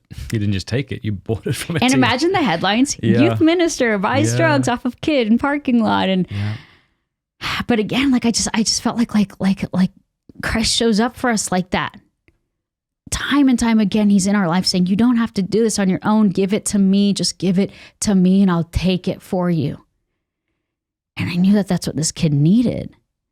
And so this ministry was so effective. And then it gets canned, right? Because of parish politics, and I'm crushed. And now I'm like, Lord, come on. Like I thought this seemed like a great calling for me because like I'm not married. I could give of myself to these kids and serve them full time, and it was blossoming and there was fruit. And I'm sober and I realize like I don't know what direction my life is headed, and I also don't know who I am because I'm like most of my life I'd been using and self-medicating and that sort of thing. And so I'm like, I'm just gonna go walk across Spain. I'm gonna go do the Camino and just try to figure out where God wants me to go next and who I even am. So I pack it up and I leave. And I do it by myself. And I get there and I'm like, nobody talk to me. I'm on a spiritual journey. Like right away, I'm like, I have an idea of what this is going to be for me. And like, I need answers. And so like, I don't want to make friends with people. Like everyone's like, oh, hi. And I'm like, no, like I'm going to like get through this. And I'm miserable because of it. Like my feet hurt. I don't have that like community at the end of the day and blah, blah, blah. And God sends me a community and he gets me through it. But what I did was every morning I was waking up and I was asking God, that question of like, who do you say that I am? I mean, he asked us that, right? He asked the apostles that, and he asks us that. But I'm like, no. I'm turning the tables. Who do you say that I am? Because I honestly don't know. I know I'm not an addict, but I feel like I am. And I thought I was called to a religious life, but you said no to that. And then I thought I was called to all these ministries, and you've been closing the doors on those. And I'm like, and so every day I woke up asking God, who do you say that I am? And every day I'd hike another day, not get any answers, right? And then at some point, like halfway through, this is kind of just a side story. I call my mom and I said, Mom, I'm walking the Camino with Jesus. And she's like, oh, that's nice, honey. And I said, no, really, the guy who plays Jesus, he's out here walking it. And Jim Caviezel was actually out there walking it. Yeah, I didn't know his name. I just knew he was like the Jesus guy in the movie. And him and I talked for a few days. We actually walked together, and I was a Texan. I'm a Texan, and he was a Cowboys fan. And so we had that in common. I'm like, yeah, Texas. And he would give me the updates because it was football season time. Anyway, so we're walking. And every day I'm asking Lord, like, who do you say that I am? And I get to the very end of the walk and I'm at the ocean. I just walked from France all the way across Spain. And I'm like, well, all right, God, thanks for nothing. Like I felt like I was no closer to any sort of answers. And then it dawns on me on the plane ride back that sometimes asking the question, like, yeah, sometimes it's about getting the answer, but sometimes it's also just about asking the question. And what I learned in the Camino, what it taught me was every morning I asked the Lord, who do you say that I am? And I turned to him for my identity every day. And that's what I should be doing every day. Even now that I'm not walking the Camino. Lord, who do you say that I am? Because I can be so quick to forget what he says. It's like I have to ask it every day because I'm dumb and I'm one ear out the other. Like I'm going to forget or life happens and I get hurt again. And then I question that. So like every day I ask the Lord, who do you say that I am? And then I submit myself to that. Not what does my past say that I am, not like what is my job or my vocation? Because again, I don't know what I'm supposed to do next. I want to tell you about a course that I have created for men to overcome pornography. It is called strive21.com/Matt. You go there right now, or if you text STRIVE to 66866, we'll send you the link. It's 100% free, and it's a course I've created to help men, to give them the tools to overcome pornography. Usually men know that porn is wrong. They don't need me or you to convince them that it's wrong. What they need is a battle plan to get out. And so I've distilled all that I've learned over the last 15 or so years as I've been talking and writing on this topic into this one course. Think of it as if you and I could have a coffee over the next 21 days and I would kind of guide you along this journey. That's basically what this is. It's incredibly well produced. We had a whole camera crew come and film this. And I think it'll be a real help to you. And it's also not an isolated course that you go through on your own, because literally tens of thousands of men have now gone through this course. And as you go through the different videos, there's comments from men all around the world encouraging each other, offering to be each other's accountability partners and things like that. Strive21, that's strive21.com/Matt, or as I say, text STRIVE to 66866 to get started today. You won't regret it. I want to tell you about Hallow, which is the #1 downloaded prayer app in the world. It's outstanding. Hallow.com/Matt Fradd. Sign up over there right now and you will get the first 3 months for free. That's like a lot of time. You can decide whether it's useful to you or not, whether it's helpful. If you don't like it, you can always quit. Hallow.com/Matt Fradd. I use it. My family uses it. It's fantastic. There are over 10,000 audio guided prayers, meditations, and music, including my lo-fi. Hallow has been downloaded over 15 million times in 150 different countries. It helps you pray, helps you meditate, helps you sleep better. It helps you build a daily routine and a habit of prayer. There's honestly so much excellent stuff on this app that it's difficult to get through it all. Just go check it out. Hallow.com/Matt Fradd. The link is in the description below. It even has an entire section for kids. So if you're a parent, you could play little Bible stories to them at night. It'll help them pray. Fantastic. Hallow.com/Matt Fradd.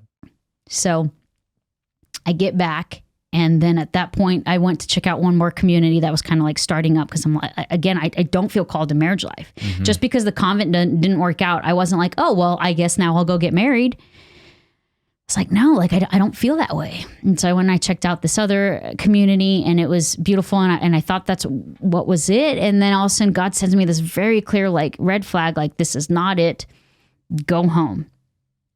So I go home and I'm like, all right, well, I guess I'll just go like maybe to college. Like I honestly have no clue what I'm doing at this point. And I go to college and I'm living at home and I'm like taking classes. And I remember sitting there and I'm staring out the window and we're learning about like cell division or like, oh, this is the mitochondria and and I'm just like, I don't care. Like missions I had already done so much ministry that I'm like, there are souls out there. Like there are people out there who spend their entire lives never knowing the love of the Father.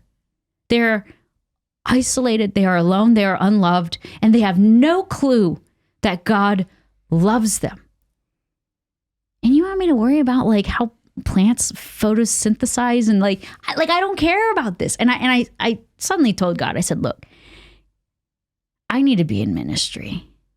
Like, okay, if I need to get a degree, that's fine, but it's got to be in conjunction with ministry. Like I need to be doing both. I can't just be focusing on school because it just seems so pointless to me. And, but I don't have a degree and you can't just go be a youth minister without a degree, at least not normally. And I run into this priest at this wedding and he says, what are you doing these days? And I'm like, oh, just going to school. And he's like, well, I have this campus ministry job and I really need a campus minister. And I was like, oh, okay, cool. Like I'll look into it. I'm trying to play it cool, but in my head, I'm like, oh my gosh, like this would be amazing. Like it'd be a full-time ministry gig. Like this would be amazing. Mm-hmm. But I didn't want to seem like desperate or like, I didn't want him to think that. So I was like, yeah, I'll send you my resume. He's like, no, really, I think you should apply. And then so I did. He gave me the job. And so then I found myself as a campus minister at a college there outside of Austin. Full-time ministry. And at this point, I'm like, I can suddenly see like, wow, I could be a consecrated single person serving the Lord full time in the world, like doing ministry, but like to not have the kind of the restraints that a married person has or someone in the convent. Like, okay, if I was in the convent, there's no way they would have let me leave at 2 a.m. to go buy heroin off of a kid, right? You know? Very unlikely. Yeah, right? And if I was a wife and a mother, like I would need to get home for dinner and I couldn't just be like disappearing like that. So I'm like, Lord, like maybe there's a place for me in the church after all. Like maybe it's just going to look very different than what I thought, because I wanted the habit. I wanted the convent. I wanted the singing, the Salve Regina at night before bed and doing the office. And like, I wanted all of that. And God had to remind me that like, it's not up to me to decide what my holiness looks like how he wants me to be holy. I'm not going to make myself a saint. Like I'm going to do the opposite. Like I tried, right, to better myself. And it always made things worse when I took things into my own hands. So I had to realize like, okay, if God's going to make me a saint, it's going to look how he wants it to look. And I want it to look a certain way, but that doesn't mean that that's actually what's going to be what sanctifies me. And so I had to like surrender to like, okay, it's going to look different. It's going to look different. And, so I started discerning, consecrated single life, and I'm thriving. Oh, yet again, I'm in ministry, and it's campus ministry, so it's even cooler because you don't need permission slips, and you can go do stuff super late at night. And I'm working 55 hours a week, and we're like up late. I mean, I'm up there 12 hours a day, usually at the student center, and it's just beautiful. It's just incredible, And then I'm talking to my spiritual director, and he's like, so do you have any friends? And I was like, well, like the college kids I minister to. He's like, no. Not the people you minister to. He's like, the friends your age, people that aren't, people you're ministering to. And I was like, no, because I had to move there for this job. And so I didn't have any friends. And he's like, you should meet up with like a group of people and start hanging out with aside from your ministry. I was like, that's probably wise. So I meet up with this group, and it's like an outdoors group. And so we kind of go camping or we go to baseball games, and we're like all in the Central Texas area. They're all people my age and stuff. We have a lot of common interests. And there's this guy there. And I remember it was the first time I met him, and we were at this hangout, and I leaned over to the guy that was next to me, and I said, you see that guy right there? I said, that's the kind of guy you take home to mama. Cause like, he was like, well put together. He was dressed nice. He had a nice car. It just seemed like he had it. Like everyone else was a little crazy like me, but he had it together. And my very next thought was, but a guy like that would never go for a girl like me. Like I'm too messed up. I have too much baggage. I'm too broken. And so I put it out of my head. And then 2 years later, we start talking, me and this guy. And I'm like, oh no, because the last time I talked to a guy and it wasn't God's will, it did not work out very well. And so I'm like, Lord, do you want this? Because like I thought I was going to be single forever, and I thought I was going to be married to you, and like I was totally cool with that. I had already accepted. Like I was a little upset about it. Like I was like, okay, well I might be like lonely and bitter for the rest of my life, but like if it's the Lord's will, I'll do it. Like I was like okay with it. And God's like, in that moment, I took it to prayer, and the Lord was like, just look, you don't have to commit to anything. Just see where this goes. Like, just trust me and just see where it goes. All right. So I'm like, okay, fine. All right. I trust you. Then I find out this guy's an atheist, and I'm like, okay, all right. First of all, I never imagined myself getting married, but I darn sure did not imagine myself marrying an atheist. Okay. That is on the very bottom of my list. Okay, I could probably marry a bunch of other denominations before I would ever get to that. So I start talking to this guy seriously, and I right away I'm going through all like the red flags. Like, okay, well we can't have sex till marriage. He's like, okay. I'm like, okay, well like I'm not going to be able to contracept when we get married. We're going to have a bunch of babies. And he's like, okay. I'm like, well we're going to have to raise all those babies Catholic because I'm Catholic, and so like that's what I have to do and commit to. And he's like, okay. He's like, I'm looking for the thing to end the relationship, right? Like, I'm like, where's the deal breaker? So I can be like, oh, it's not going to work out. And he's just like, okay, he's okay with all of it. So then I get back to the chapel, and I'm like, okay, God, hold on. I'm like, this is crazy. This is crazy. I don't want to marry an atheist. And God was like, why? And I was like, because it's going to be hard and I don't want that. He's like, oh. He's like, what if the hard way is actually the holy way, as it often is in life? And I'm like, oh no. Because he was right.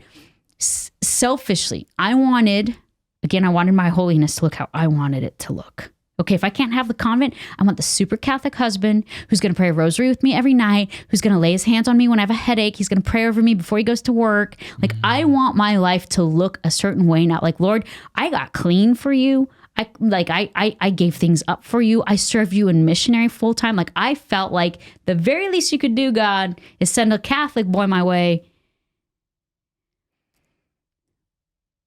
But this guy, his parents were atheists. And his brothers were atheists. And it dawned on me, like, who's going to pray for him? His mama ain't praying for him. Mm-hmm. His brothers aren't praying for, like, if it's not me, who's going to pray for him? And it felt wrong to be like, well, because you're an atheist, I can't marry you. Now, I will say this. I would never advise. I don't think it's wise to tell Catholics to marry non-Catholics. I really think Catholics should marry Catholics. However, if I've learned anything in life, it's also to not question the will of God. So I'm also not going to make the statement that Catholics shouldn't marry an atheist, because what the heck do I know? The other day, I put lotion on my toothbrush because I'm not paying attention. That's how dumb I am, okay? So, like, why would I then pretend to know, like, oh, yes, like, no Catholic should marry atheists ever because it's never going to work out? Like, there's this fantastic book, The Diary of Elizabeth Lestrade. It's something French. Okay. She married an atheist, devout woman, prayed a lot, was immersed in the sacraments. She kept a diary, right? She just loved him like Christ was calling her to love him. And she died young. And when she died, he read her diary. Not only did he come to believe in God, he became a Catholic. And then he became a priest. Now, she never saw it in her lifetime. I mean, obviously, she's in heaven, then she's aware. But, like, at least in her lifetime, she just poured out and she poured out and she poured out. And suddenly I started to see, like, maybe God has something here for me. I don't like it. I want the super Catholic wedding, and I want, like, all my babies to, like, know all their prayers in Latin. But here's the amazing thing. My husband has taught me so much about my faith. So you got married to him? Oh, yeah. That's the thing. I was like, spoiler, everyone. Okay. So we do get married. But so I bring this up because in the dating process, I'm already seeing this. Okay, so in the dating process, at one point he came to visit me, and I'm like, I have to go to confession. You know, I'd slipped up with porn, and so it's like, I got to go to confession. It's Saturday. It's only on Saturdays at 3:30. This is my only time, and he was there on a Saturday. He's like, all right, like, I'll go with you. And I'm like, oh, it's so lame though. You're just going to sit there. He's like, no, it's fine. So we drive to the church, and I go to pull the door open, and there's a sign on it, and it says confessions are canceled today. And I'm like, ugh. And I looked at him, and I'm like, well, I tried. You know, you see that, God? I tried. It's not my fault they're canceled. And he looks at me and he goes, wait, confessions are just canceled? And I'm like, yeah, that's what the sign says. He's like, why? I'm like, I don't know, but maybe the priest is busy. I don't know. And he goes, but you can't receive communion if you don't, like, go to confession first. I'm like, yeah, I know. And then he was like, so it's really important that you go. And I'm like, well, yeah. And he's like, well, is there anywhere else around that you could go to, like another church? And there was another church, but it was 20 minutes away. And I knew that by the time I got there, the line would be long and I probably wasn't going to get in. So, like, I'm trying to tell him, like, no, like, it's fine. He's like, no, we can do it. So, like, he pulls me into the car. We drive to this church. We get to the church, and there's a long line. And so we were dating at the time. So I look at my boyfriend and I say, I'm probably not going to get in. And he goes, wait, so, like, there's going to be this long line and the priest is just going to come out and, like, shrug and be like, sorry, y'all can't get in, and walk off. And I'm like, pretty much. Yeah, that's what happens. And so he's, like, blown away. He can't believe that, like, such an important thing can be so non-important almost. Right. And I'm like, it's giving me a new, like, I've been Catholic my whole life. So a lot of this stuff is just like, well, this is just how it is. Nature. Like, yeah. And even, like, had he not been with me, I would have gone home. Yeah. You know, but he pushed me to go to another church, right? And he kept stressing. What a great atheist. And I'm sitting here and I'm like, this atheist is causing me to grow in holiness. And I'm like, oh my, like. Did you get to confession? I did. And I got in, and it was funny, because Mass is going to start soon and they're praying the rosary, and I look over and he has his phone out and he had Googled like what a rosary was, and he's like reading about it while he's sitting there waiting. And then I get out of confession and we sit in the car, and he goes, ee, ee, ee, ee, and he starts making this noise. I said, what are you doing? And he goes, you hear that? And I'm like, yeah, what the heck is that? And he goes, that's your soul. It's squeaky clean. He's like, ee, ee, and he's making this noise. And I crack up because, like, again, confession has just become second, especially for someone who's like slipping with pornography every week, and stuff. Like, it's just become second nature in a lot of ways. And I've forgotten just how massive it is. And he's suddenly like shining a light on that for me. And it's like a wake up call, right? And I'm like, okay. Maybe God can do something with this. And it's been a fascinating journey, because even when we were doing marriage prep, because he'll ask questions that I've never even thought to ask. He'll be like, why does God have to be perfect? Mm-hmm. And I'm like, well, he is. Like, I don't know why. Like, why? I don't know. Like, he just is. He's like, no, but, and so it's like a fresh lens that like I can view the faith all of a sudden. Yeah, it's sort of like when I have a friend of mine come and visit Australia with me, and they haven't seen Australia before. I've seen it a lot, and all of a sudden I'm seeing everything through their eyes. Right. It feels like I'm seeing it for the first time. And so suddenly you're like, whoa, like this is actually really cool. And so we're doing marriage prep, and we're meeting with the priest, and the priest is like, okay, here's the readings you can pick from. And here's like the vows you can pick from. And he's giving us like the list, and we're kind of looking at it. And of course I'm just like, oh, I like these vows, like, And my boyfriend's like, who wrote these? And I'm like, I don't know who wrote them. Like, these are the ones you have to pick from. Like, this is what the church says, and this is what you have to say. And he's like, well, he's like, if I'm going to say this to you on the altar as a commitment to you, like, I need to know who wrote this and when. And so he is causing me to like grow in my faith, because now I'm having to research everything. And in a weird way, being married to an atheist causes me to grow more, because I feel like I'm constantly having to witness to the faith in the same. Not that Catholics don't do this, okay? But there's something about when you're with other Catholics, you know what's right and wrong. You know that you're human. You know that, like, okay, like there's sin, concupiscence. And so you're kind of a little more like, we're trying our hardest. Mm-hmm.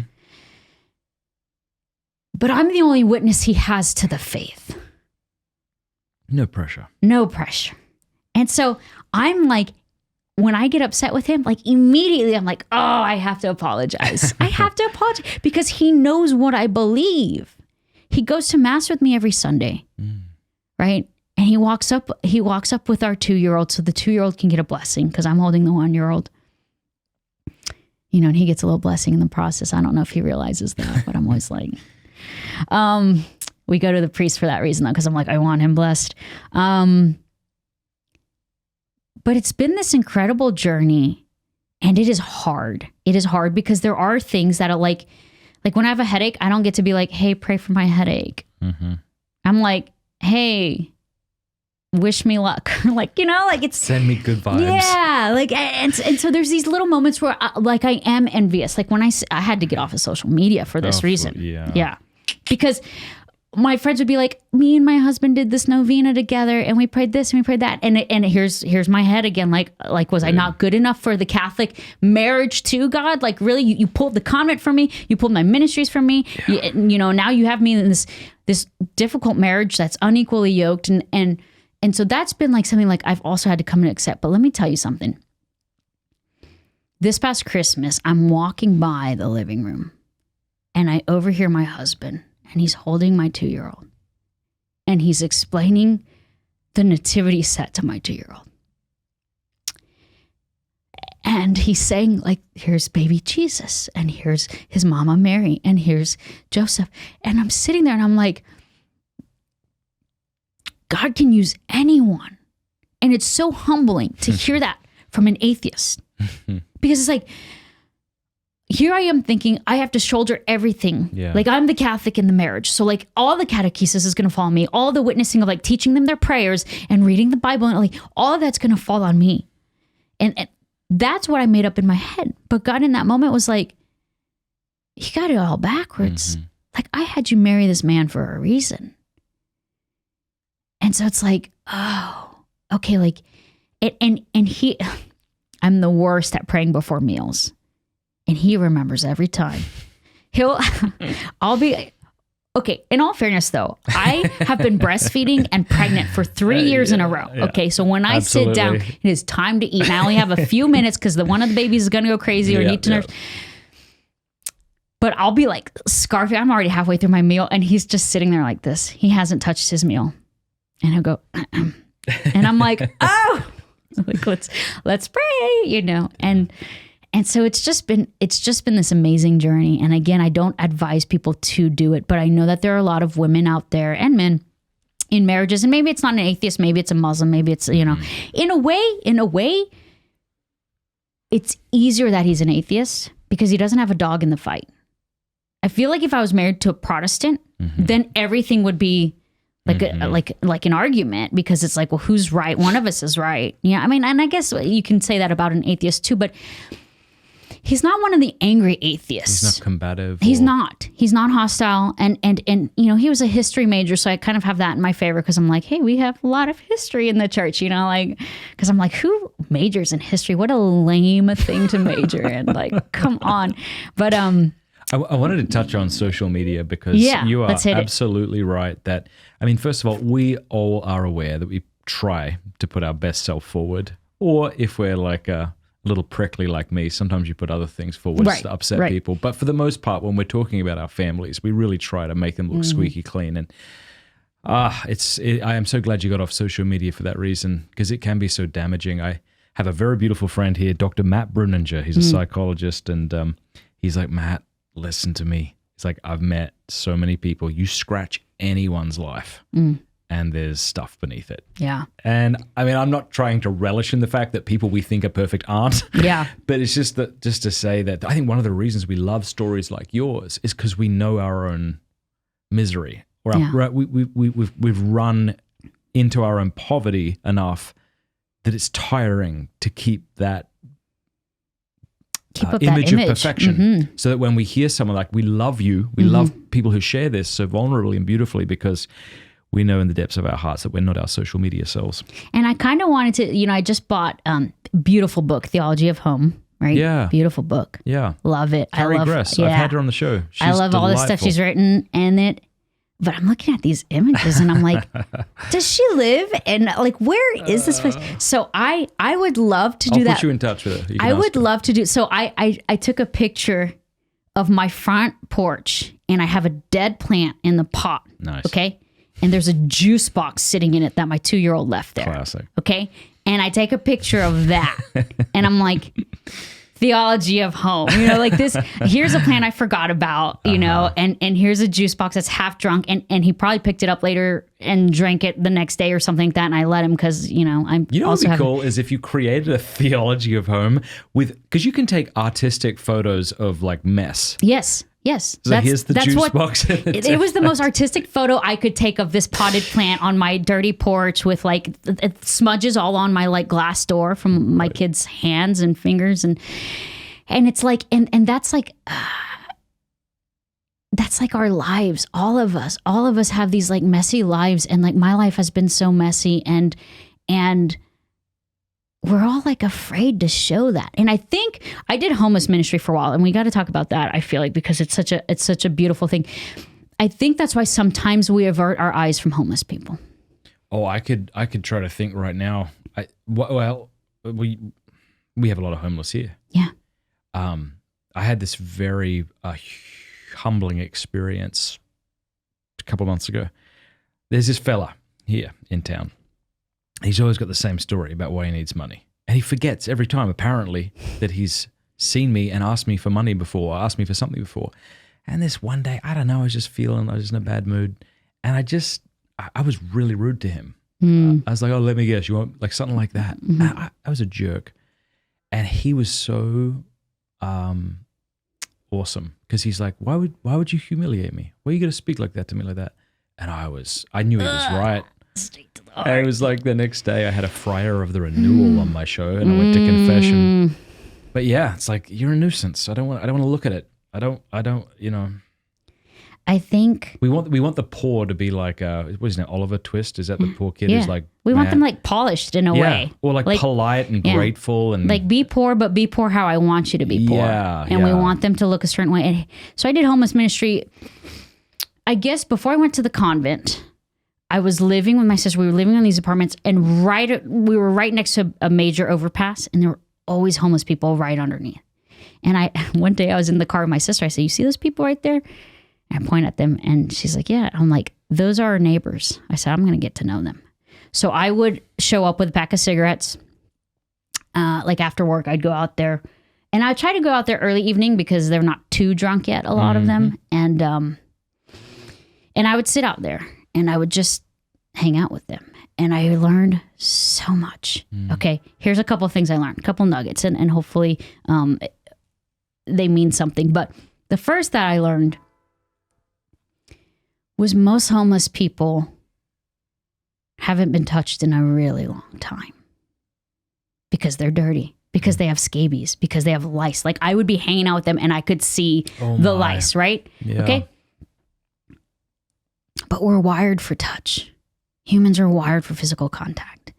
And I can't imagine what it's like to go 30 years without someone ever saying your name or touching you. Not only not touching you, but being repulsed by you. Yeah. If you come near them, they scoot over because you smell bad and you probably are carrying something that they don't want.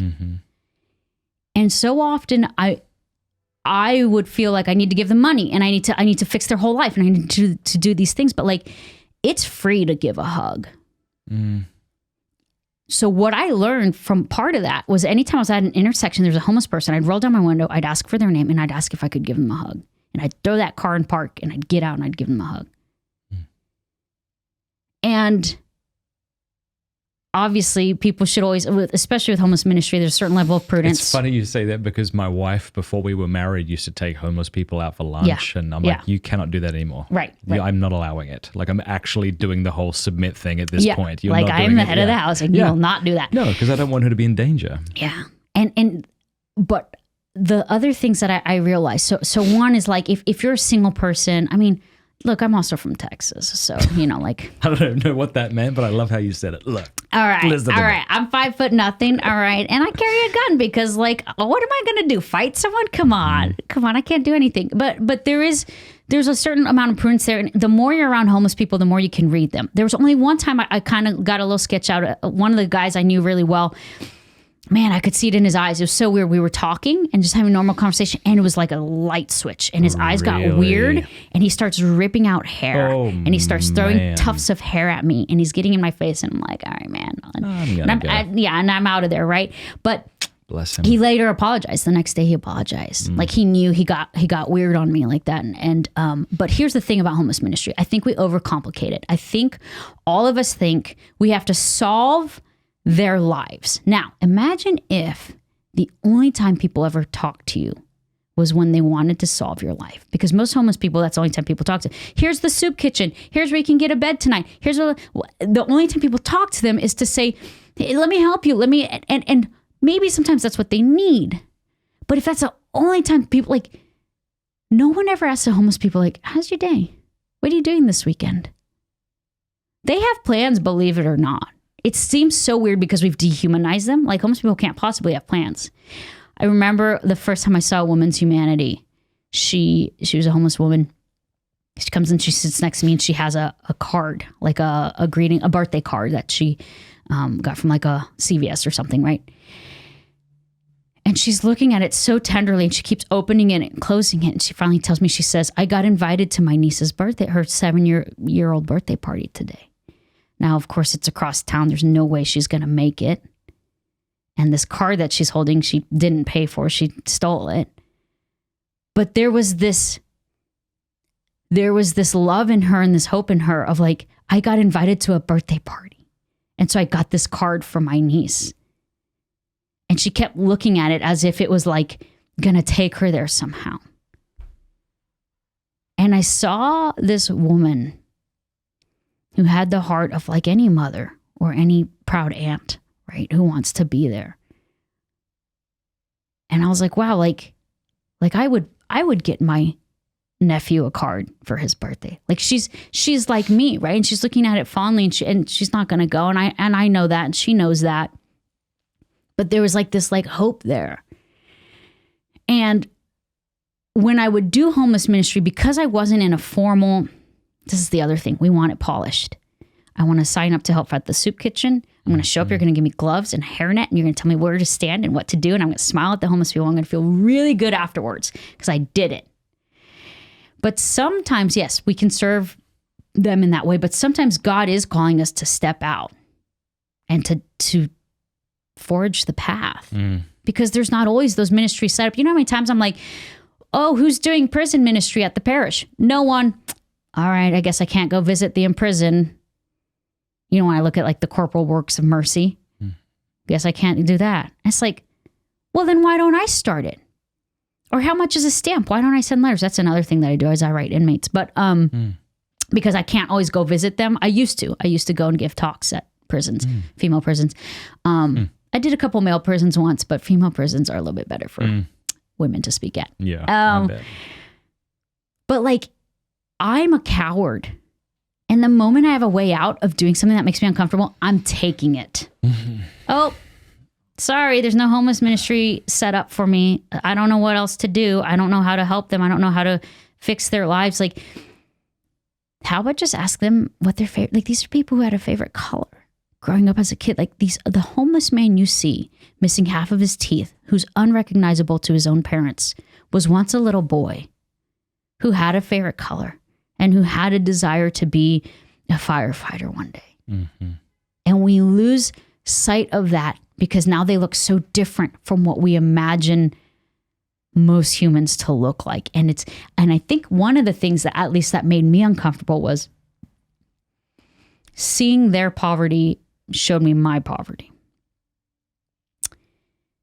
Because I'm a fool if I think that I have it more together than that homeless guy does. Because in an instant, I could lose everything. In an instant. I'm a recovering addict, okay? There's nothing to stop me tonight from picking up a drink and ending up under a bridge. I could not make it home. There's literally nothing stopping me other than God's grace. So when I look at this homeless person and I say like I'm not one of them. I'm different from them. Like, no. Like we are all beggars before God. All of us are homeless people bumbling about, trying to figure out this thing we call life. And we have nothing but our own sin to show for it. That's if you want to like, oh, what are your possessions or what do you have that's your own? My sin. That's it. Everything else is a gift from God. Are you sober now? Can I ask that? I mean, how long has it been? Just celebrated 8 years. Praise God. 8 years in February 22nd. And that's helped a lot. A lot of clarity has come from that. I work with other people in recovery. I'll go to prisons. I'll work with, all right, we do have to talk a little bit about alcoholism and addiction because there was a lot of people, I would almost say everyone watching this right now knows someone who's either currently struggling, or has died struggling from some sort of chemical dependency, drugs or alcohol. Especially right now with, the opioid crisis. I mean, it's everywhere. And it's gut-wrenching when you're watching someone destroy their lives and you don't know how to help them. So what scares me is it feels like your story is such that it sounds like you're saying to me you couldn't think of something your parents could have done to make things any different. Exactly. That's scary. This is what everyone... Because now I can't control it. This is what everyone does not want to hear, but it needs to be said. If there's an addict or an alcoholic in your life, there's nothing you can do to desire sobriety for them. Now, there are some tangible ways that you can encourage that you can support them. But the thing with an addict or an alcoholic is by nature of the disease of it, they're going to destroy everything around themselves, including the relationship they have with you. They're going to steal from you. They're going to lie to you. They're going to manipulate you. They're going to use you. So after AA was started, this organization popped up as well. It's also a 12-step group. It's called Al-Anon. Mm-hmm. And that's for people who know addicts and alcoholics. And the reason that happened was because you have these alcoholics getting sober. And they're like, sweet, like I haven't drank in 10 years or whatever. Meanwhile, there's like a trail of damage behind them. Like it's like they were a tornado and they destroyed everything behind them. Mm-hmm. But they're like, well, but I'm clean now. Isn't life grand? Mm-hmm. And you have the carnage and all the loved ones who are traumatized still. They have trust issues now. They're still like scared for the phone call of like an OD. Like, has your folks had to go through something like that? For every alcoholic or addict who is using or in recovery, those around them, I strongly encourage something like Al-Anon, because you have to do your own recovery. You have to learn when to set boundaries. You have to learn what is yours and what is theirs. Did you see that movie with Steve Carell?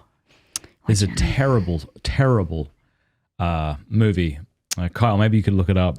Beautiful Boy. Thank you. Beautiful Boy. Wow. And it's about his son who is... I haven't seen it, but I've heard of it. Oh, it's painful. Yeah. I mean, I'm not saying it's a bad movie. I'm just saying it was so painful to watch. And this is why the disease... This is why the disease is so crazy. And we call it a disease in AA because, all right, there's so many layers here. When someone has cancer, you don't look at them and say, well, just have better willpower and not have cancer. Okay. And what we find is an alcoholic has a disease. In the sense that they can't just pull themselves up by their bootstraps. And also in the sense that they have a physical allergy. Like an allergic reaction happens. What's an allergic reaction? Well, it's an abnormal reaction to the ingestion or consumption of something, right? Okay. So think about someone with a peanut allergy. Yeah. You would never look at someone with a peanut allergy and say, well, don't have a peanut allergy. Or, man, you could have just one peanut. Yeah. Right? Because it's going to trigger a reaction. Okay. So for the alcoholic, one drink triggers the reaction of, now I need more. And that was always me. Yeah. Even if I say, okay, I'm only going to have one drink. I've never in my life had one drink, but every time I drank, I told myself, I'm just going to have one. And then 13 beers later, I'm like, all right, I guess I'm going to drive home now. I'm wasted, right? Did you read Matthew Perry's book before he passed away? I haven't read it. I haven't either, but I hear it's really great. And he pointed that out. I think when he was young, he had a drink. Yeah. And the experience he talks about sounds like what you said. And it's one that I've never had. Right. Like I can have one drink and be okay. Right. Or what drives me nuts is sometimes my husband will drink a half a beer and stick it in the fridge. And I'm like... First of all, it's going to get flat. First of all, that's disgusting to drink it the next day, right? Okay. But second of all, who the heck has half a beer? Like, and how, I mean, was it difficult for you to have him drink around you at all? Well, here's the thing. And this is another thing people need to realize about sobriety. Okay. Early recovery is hard. And so things like that are helpful if people say, but you shouldn't say, oh, they're so-and-so, like we can't drink around them. They have a drinking problem and they're in recovery. Like the best way is to just kind of say, hey, I'm so happy that you're in recovery now. How can I support you in that? Mm-hmm. And they might say, can you get the alcohol out of the house? Or they might say, can you not drink around me? Maybe. In early recovery, Matt, I couldn't go anywhere. It's like I'd be at the gas station. There's little beers on ice, and there's just like that bead of sweat dropping down them. And I'm like, I'm there to like get gas, and I'm like, look at these just sitting here. Does anyone else see these beers? Do people? Everyone, like nobody's paying attention to the beers, and I'm like, right. So in the beginning, I had to stop. I couldn't cook because I had no idea how to cook without downing bottles of wine. It was just activities that you would associate drinking with, and what you associated drinking with was every activity. Literally like every activity. I didn't know how to clean my house without getting plastered first. Okay, it was insane. What did your house look like after you cleaned it, plastered? You know what? I tell you, I would put on music and I would just get wasted, and I would clean as much as I could until I passed out. You know? Okay. That's one way to do it. Yeah. Well, and I remember there's one time I had to go to a wedding and I needed a dress, and I was like, I don't want to go dress shopping. I know if I get drunk first, I won't really know that I'm dress shopping. And I ended up passing out at the mall on like a bench, and I never made it to the wedding. I never bought a dress, never made it to the wedding. Woke up, I don't know how much later, got in my car and drove home. Okay. Yeah. So the thing about it is in early recovery, you can absolutely ask someone how they can support you. However, when someone's been working their butt off hard in a program and you go, oh, sorry, I don't want to drink this around you. I don't want to. I'm insulted if people do that, because I'm like, what do you think? I'm an animal? You think I'm just going to like lose all control and grab it out of your hands? And like, I have worked my butt off to do this program so I can be sober. And you know, in a weird way. Yeah. It's like the big book also say, which is the AA book. It says that, even if we were to go all the way to just avoid alcohol, that's actually not a solution, because you could go all the way to Alaska and an Eskimo is going to show up and pull out a bottle and say, oh, it's a fine day for a drink, isn't it? Like the big book makes the joke that like it's everywhere. Mm-hmm. So avoiding places in the beginning is helpful, but that's not the solution. People think that people go to AA or any 12-step program to learn how to not do the behavior. The steps say nothing about like, don't drink. The program is actually about looking at yourself, taking an inventory, finding out where your character defects are, making amends, trying to right the wrongs that you did, recognizing what your resentments are and setting things right. And then it's about service to God and to others. Mm-hmm. Like the program, we don't just sit around and say, well, how do we not drink? Because there's nothing that can stop an alcoholic from drinking. This is the crazy thing, okay? True story. Woman in a meeting, okay? She is sitting in jail for a DWI. And she gets the news that her daughter got hit by a drunk driver and died. Mm. Now, she's sitting in jail for a DWI and her daughter gets hit by a drunk driver and dies. Her daughter was 10. Gosh. And in that moment, you say, obviously a parent is like, if I had been out of jail, like if I had been there, maybe she wouldn't have died. I mean, the guilt, right? But most people see that normal drinkers and they say that right there would be a reason for me to swear off drinking. I would never drink again. The loss of my child. And she made that promise to herself in jail. And when she got out, she went and she drank again. This is why people don't understand alcoholism. It doesn't make sense. Because we would say, why would you do that? Here's the reality. If you asked me when I was drinking, would you give up your job for your alcohol? Would you give up your money? Would you give up your family? Would you give up your life? Yes. 100%. Mm-hmm. I would give it all up for alcohol. And that's the crazy thing about an alcoholic is the repercussions, consequences mean nothing. I knew another guy. He was the driver. He gets in an accident. He wakes up in jail. He finds out his daughter, who was in the car with him, died in that accident. He killed her because he was drunk and he got in an accident. Again, brutal. Gets out of jail after serving time for intoxicated manslaughter, goes back to drinking. Yeah. That's the hopelessness of an alcoholic. And people think like willpower. If the death of your own child cannot stop you from drinking, your willpower is no match. Mm-hmm. And the big book talks about that the only thing that can save the alcoholic is God himself. That's it. There's no other solution that alcoholics have ever found. Now, AA's been around for 100 years. Thousands, tens of thousands of people have achieved recovery in the program. Yeah, I remember when I started this website I used to have back in the day called The Porn Effect. I don't know if you ever heard of that or whatever, but I was trying to help whatever. And I shared about SA and things like this. And this fella wrote to me privately, kind of attacking me for sharing this. And he was saying, like, all you got to do is get on your knees in confession. It's all you got to do. All this other stuff is unhelpful.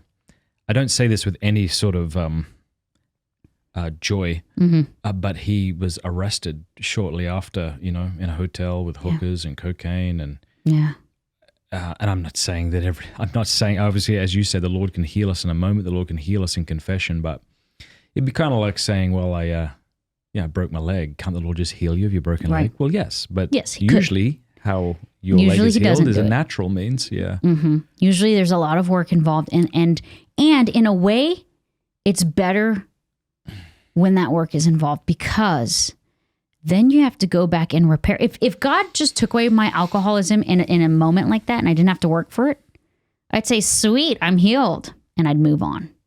But because he hasn't taken it away, what it means is every day my knees hit the floor and I say, Lord, help me today to not take a drink. What's been the hardest drug to overcome? And we can use drug loosely. Yeah. As someone who has experience and tried quite a bit of things out there, quitting alcohol and drugs, actually cigarettes was really hard too. But those things in a way are not easier, but they're black and white. I know where you're going with this, and you're exactly right. My eating disorder, figuring out how to eat like a normal person after 10 years of making myself vomit after binging on food. Right. That was hard. Same thing with pornography. Figuring out my sexuality, right? How to use that because these you can swear off alcohol and be healthy. Never touch it again. Swear off Coke and probably be in a better place, right? Not have bloody noses every morning. But sexual desire and the desire for food are natural and good. So and now you have just to learn swear how off to food or sex. Now you have to learn how to do it in moderation, which is something you've never been able to do. So would it be fair to say it's not that the experience of Coke or, God forbid, meth or these sorts of things isn't much more intense and difficult to give up in one sense than porn. It's just that you now have to live with a healthy sexual desire, whereas you don't have to live with a healthy desire for meth. Right. But in a way you can natural. eradicate it and kind of not. Now, you do have to fight because as you know, like I have to fight the temptation because the reality is if you pulled out drugs right now, put them on the table, I don't know what I would do. I promise I won't do that. Right. But yes, I get it. But the reality is like I'm still an addict. And so I do have to be careful because I think sometimes people can get cocky and say, well, I haven't done that stuff in 10 years. I could be around it. It's not a big deal. And like I've seen so many people relapse after 15 years of sobriety and then I'm at their funeral like 3 days later. Like because it's that quick sometimes. Just getting back into it and hitting it hard. But the behavior stuff, and so like sexual stuff, food stuff that involves like learning now healthy behaviors and boundaries and that sort of thing, it is challenging because now you're navigating it and you don't know how and maybe you've never done it in a healthy way. And it's the same 12 steps. It's the same principles that are helping me to achieve abstinence or sobriety in all aspects. It's me surrendering to God's will. It's me recognizing my powerlessness, and then it's allowing God to come in and do for me what I can't do for myself. Okay, so it's the same across the board, but there is this added layer of like, okay, well, how do I do this normally then versus with alcohol? Like I just don't touch it, and in fact, I didn't. Once I got sober, I didn't receive. Like when I'd go to mass, I wouldn't receive the blood, right? And I remember there was this one time I was there as the campus minister, and the priest, he knew I was the campus minister. I was sitting up at the front because I had to do the readings. And I guess he has a gluten allergy, and because there was like a little host in there, he didn't want to like drink it. And so he comes over to me with the chalice. And now I'm in the middle of mass, and I'm like, do I cause a scene? Do I say, no, I'm an alcoholic, I can't. And I'm just like, and so I just say a quick prayer, and I'm like, Lord, turn that wine into water. Let's do a reverse wedding at Cana. Okay. Like just, and because I was just put in the spot and I just didn't know what to do. And he's like handing it to me. And so I just like down the hatch and it didn't like, I really felt like the Lord performed a miracle and it was not a big deal. Right. Right. But most alcoholics I know do abstain because like, we don't know. Maybe it will, maybe it won't. What's the risk if it does, though? What do you think about those who say you really shouldn't be identifying with your sin? And to say I am an addict is to identify with something that's actually not your core identity. Yeah. I struggle with that because I think it's just a matter of knowing. But sorry. I don't mean to cut you off. I don't mean to ask you the question and give you the answer, but it just occurred to me that it's sort of like when we say, I'm a sinner. Yeah. I mean, that isn't your core identity. Your core identity is you're a beloved son, but it's important that you remind yourself. So that's what I was going to say. Yeah. It's a matter of the order. Yeah. If I know at the core, I am a beloved daughter of God, and I'm an alcoholic, and I'm this, and I'm that, and I'm this, and I'm that. At the core, I know my identity. And if I'm asking God every day, who do you say that I am? He's reaffirming that. So those other labels, they kind of wash over me. I don't mind telling people I'm a porn addict or an alcoholic. Like I have no problem saying that. And in a way, I need to say it because I'll forget. And there are times where I'll have the thought, I could have just one. I mean, I haven't had a drink in like 5 years. There's many times where I'm like, man, it'd be nice to just sit down with my husband and have a glass of wine after a long day. And just, or, maybe have 2 drinks and get a little flirty with him. Like there's times I long for that connection with him. And in my head, I think like, yeah, I could do it. Never in my life have I had just one drink. And that's why I have to say I'm an alcoholic, because the moment I get cocky, it's like, oh, I've been sober for so long, I could handle it. I'll forget. And that's why you can go to a meeting and there's someone in there who's 30 years sober and they're still going to a meeting. How does your husband support you? So he went to, it's amazing. When we were dating, I told him about it. And he said, before we get married, I want to go with you to an AA meeting. He's like, because this is obviously a part of who you are and it's an important part. And I want to understand it, because he's not an alcoholic. He doesn't have any in his family. He's like, and I want to understand you more and understand it. And so he went with me, and then he has gone with me a few times to what's called a birthday meeting, which is like when you celebrate years of sobriety. Okay. It's your, sober birthday, and they let you get up and kind of say some things. And he's gone with me a few times, and he's been so supportive. And anytime I'm like, babe, I need to make it to a meeting, he's like, I'll watch the kids. Like, he's very, very supportive. And it's been a beautiful thing, because he drinks around me all the time. I mean, and not a lot. Like I said, like, he'll drink a half a beer. It's so lame. But, I'll catch a whiff of it, and, it smells great. And like, I remember, what's funny is, like, I remember and I don't, because if you were to ask me, like, well, what kind of alcohol did you like? It's like, whatever got me drunkest the fastest. Are you kidding? Right. Like, I'd buy the cheapest handle of whatever god awful tequila it was. And I would just, because that's what was there. Right. And I would just down it. And I remember one time, I forgot where I went with my sister. We were at a restaurant, and she took a sip of her drink and she goes, ew. And she puts it down, and we continue eating. And I'm looking at it. At the time I was drinking, but like, and I'm on my like third, those giant margaritas. I'm on like my third one. And she had put her drink down, and I looked at her and I'm like, so you're just not going to drink that? She's like, I don't like it. It tastes gross. And I'm like, what does that have to do with anything? I'm like, it doesn't matter if it tastes gross. It's alcohol. Like, you just throw that down the hatch. Like, you don't waste that. The idea that people could appreciate alcohol appropriately. Yeah, and for like its that taste blew my mind. Like, if you asked me what beer I liked when I was drinking, it's like, I don't know. I don't remember even like I remember how it tasted, but like not enough to know nuances. Like, it was always just, how can I get as fast as I can, as drunk as I can. And it was like, every time though, I thought I could have control. Every time I drank, it was like, I'm just going to have one. I'm just going to hang out. I'll just have a couple. And I mean, like, I would wake up in weird places. And like one time I woke up in the rafters of a concert. It was a Rush concert, I think. And like, I'm in the rafters making out with some guy who was like the light tech. He was like wearing a vest. He was up there doing the lightings and stuff. No idea how I got there. I don't even remember who I was at that concert with. I have no idea how I got home. I mean, like, that's so when I talk about, like, it was in AA, we say it's like life or death for us. Like, for us to drink is to die. That's part of what we mean, is like, it gets bad. There were times where, like, I was drinking to, like, you could say I was drinking to medicate, or you could say I was drinking because, like, I was insecure. But there were also times where, like, I was drinking for no reason at all. Like, just because, like, it was there and I couldn't stop. And that's the allergy part. The adverse reaction is we crave more to the point, and we can't stop. We just keep going and keep going until we black out, we throw up. And here's the thing about addiction, is there's only two paths. You're either going to end up on the road to recovery, or you're going to die. That's it. In between, maybe you'll go to jail first, maybe you'll go to rehab first, maybe you'll go to mental institution, maybe, like, there's kind of this winding back and forth. But ultimately, at the very end, is either sobriety or death, and that's it. For an addict or an alcoholic, there's no other path. And so for loved ones, it is truly a devastating thing to witness, because you're watching someone destroy everything around themselves. They're killing themselves, and they don't care. Again, consequences don't mean anything. Oh, you lost your job. Oh, you lost money. Oh, you got a DWI. I wrecked a car, and like, that didn't stop me. I got pulled over. You know what? That didn't stop me.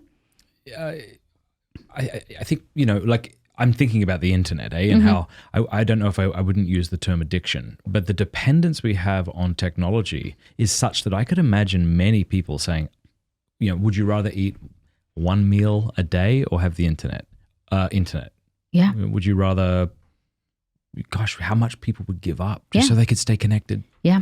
skip meals, skip out on functions. There's been many times where like I've had to be somewhere and I'm either so engrossed in what I'm doing or like, especially with porn, it's like, well, I'd rather stay home and binge porn all night than go to some I wanted to function. ask you that. Obviously, we have a lot of women who watch this. What's your advice to women who right now are, looking at porn? Maybe they would say they're addicted. Maybe they wouldn't say that, but maybe they feel ashamed in it. I mean, it's hard to give blanket advice because it's like people are at different places in the journey. And so it's really hard to be like, oh, this is how... I think I ask because I know that the stigma still remains. Yeah. Yeah, I remember when I started talking about this 1,000 years ago. Yeah. I'm not ashamed, but I'm embarrassed to say that I said what everyone else said back then, that women don't look at porn, it's more romance novels and things like that. They read novels. How insulting. I'm like, it is. You really think I sit around and read a book when I could watch this super enticing thing that like is way more entertaining? Well, in fairness, I think that's right, but I also think there's no men reading romance novels, and there are women reading romance novels. Maybe older women. So I think there's a sense... Maybe older women, but I would argue 50 Shades of Stupid. I mean, everyone was reading that stupid book except men. And if you tried to write an equivalent for men, they wouldn't read it. Yeah. So I just... Yeah. I know... Maybe there's a little I know bit it's of that. not true that women aren't attracted to visual porn, but it's also not true to say that no one is. That there isn't a sense in which women are attracted to, like trashy novels in a way that men are. Yeah. I think it's a slightly different attraction too, But I because get why it's insulting. Yeah, but then with a novel, there's also more sometimes there's romance involved or like fantasy involved. Whereas like with pornography, I'm not romanticizing that guy. I'm not like, oh wow, I really like him. I think it's a much more like physical sort of thing that's happening. And as far as for women, it's like I kind of have the same thing that I would say to men, and that like it is going to be the hardest thing, maybe the hardest thing that you will ever have to overcome. And it's going to feel many days like you will never get there. But like to not give up. Because for me, I mean, at my height, I was maybe watching pornography like 13 times a day or something, like hours of it, staying up all night. My grades had tanked. I wasn't like going to work out. Like I was willing to trade in everything to get high on this stuff, right? And I'm like, man, there's no hope for someone like me. Like maybe someone who's like, oh, once a week I do this. Like, okay, maybe there's hope for them because it's not that big of an issue. But I'm like, I can't stop. I remember one time, like, my parents took away my internet and I'm in my car and I'm driving around my laptop and I'm hitting refresh to look for Wi-Fi. Yeah. So I can watch it in my car. And it felt like I was looking for drugs. Like I'm driving around in the car looking for a spot to pull over and get high. And I was like, man, this is addiction. This is addiction. So I do want to affirm that like sometimes people say things, it's not really an addiction and stuff. And it's like, it's not up to anyone else to decide but you. Right? Like, if you have a true problem with it or not, because I do know a couple people who are like, could take it or leave it. I think they're much more in the minority. I think it's become. Well, I think it also depends on how you want to define addiction too. I think that's the very first thing I want to ask somebody who says it's not an addiction, because there's a psychological definition, there's a neurological definition, and a common psychological definition is repeating a behavior that you want to stop and feel like you can't, or a repeated behavior with adverse consequences that you cannot seem to quit. Something like that. Like, so if that's how you're defining it, then of course porn can be an addiction for people. Yeah. So in the 12-step programs, first of all, we say that no one can determine if you're an alcoholic except for you or addict. And the way that we kind of define it is if you've ever tried to limit the amount you drink and you couldn't, or if you've ever tried to stop and you couldn't, you're addicted. So by limiting the amount, so maybe in the instance of porn, maybe you've said, okay, well, I'm only going to watch it once a week, or I'm only going to watch this kind of porn, and you can't seem to regulate it. Like you can't seem to put any sort of like, okay, this is the last, like, and then the whole, like, if you've ever tried to quit and then you couldn't stay quit, like you couldn't just not touch it again. If you've ever tried to quit, then perhaps, and again, it's something that you have to determine. See, all right, I'm thinking playing devil's advocate here, right? Because all of us, unless we're perfect, struggle with sins of different kinds. And it might be gossip, it might be pride, it might be slander. I mean, there's a whole host of things, But I wouldn't say, let's say somebody gossips and they're trying to stop. And I don't know if you would say gossip's an addiction just because, you've told yourself you will never gossip again, and then you had a relapse into gossiping. Yeah. Well, I do think there's like the neurological component. Yes, the brain component. I think that plays a part, because what is happening with pornography is very similar to drugs and alcohol. So I think it's more in that camp. Yeah, I whereas agree. things like gossip or pride or whatever, you're not quite having that intense of a reaction in your brain. The same centers that light up aren't being lit up with some of those other it's not sins. I imagine it's not the way for most people where they're like a temptation to gossip and they're like, I won't. Yeah, and then they get a hit from it. They're like, I need to gossip. Oh, that's so, yeah. There's no rush. Well, maybe there's a little bit. There's but a like, rush, but it's not the same thing. Yeah, is it? I think there's a greater thing at play, especially when we have some of these more physical things, and then the bodily response, hormones, endorphins, all that sort of thing, and then the brain stuff. So I think in that way, like it's more in that camp. But I will say, like it is such a lonely struggle, because again, it's like when I was trying to overcome shoplifting. Like, you're not necessarily going to go around and tell people like, hey, I didn't watch porn today. Like, hey, I didn't masturbate today. Like, and so your little victories are going to seem so small and like uncelebrated. Like, they go unnoticed and like almost like it doesn't matter. Oh, so what? You made it 24 hours. But that's not true. That's not true. Every victory you have is a victory. It's scaling a mountain. It's overcoming something that you could have given into. So I would say that this is why it is very important that one has, whatever you want to call it, an accountability partner or a sponsor, which is a little different, I know. Right, yeah. Yeah, or like because a that group. person will actually congratulate you. They'll rejoice with you. And if they've gone through it themselves, they know how hard it was. They know what you had to do, the blood, sweat, and tears, how many times you fought off the temptation, the thoughts, or, maybe you had to get out of your house and that sort of thing. And so I think that's an important thing to get people there, because the other thing is, every addiction that I know of that really takes over thrives in isolation, because you have to kind of push people out. Let's say you start off as I did. I felt like I was a social drinker. Like, oh, I only drink at parties. All right, maybe I started off like that a little bit, but it wasn't very long before I was drinking alone in my room with empty bottles under my bed, passing out, blacking out, all alone, crying, lots of tears, right? Not even wanting to drink. There were so many times I remember like pouring a glass of vodka and I'd just be like sobbing, because I'm like, I don't even want to do this, man. Like, I'm tired. I'm hungover. I have the shakes, like, and just not, like, again, not having that choice. And I think pornography is that same way. Is maybe it might start off where you're like, oh no, it's not a big deal. But if it progresses, which addictions do, they're progressive in nature. At some point you will get to a point where you're cheating on your spouse, or to where you're, missing out on occasions because you get caught up, or maybe you lose a job because you get caught watching pornography. You start planning your day around it. Yeah. And so that happens too. So you need a community, you need that other person, you need to get out of that isolation, because in that isolation, it's so much easier just keep going, because you can get away with it. It's like, well, if no one's expecting me to show up to any social event, then I can just stay home all day and watch porn, right? But if people are counting on me, in fact, in the program, if I'm struggling, if I call my sponsor and I'm like, look, like, I kind of want to drink, they say, go do something nice for someone right now. Go do an act of service. Get out of your head, get out of yourself. Yeah.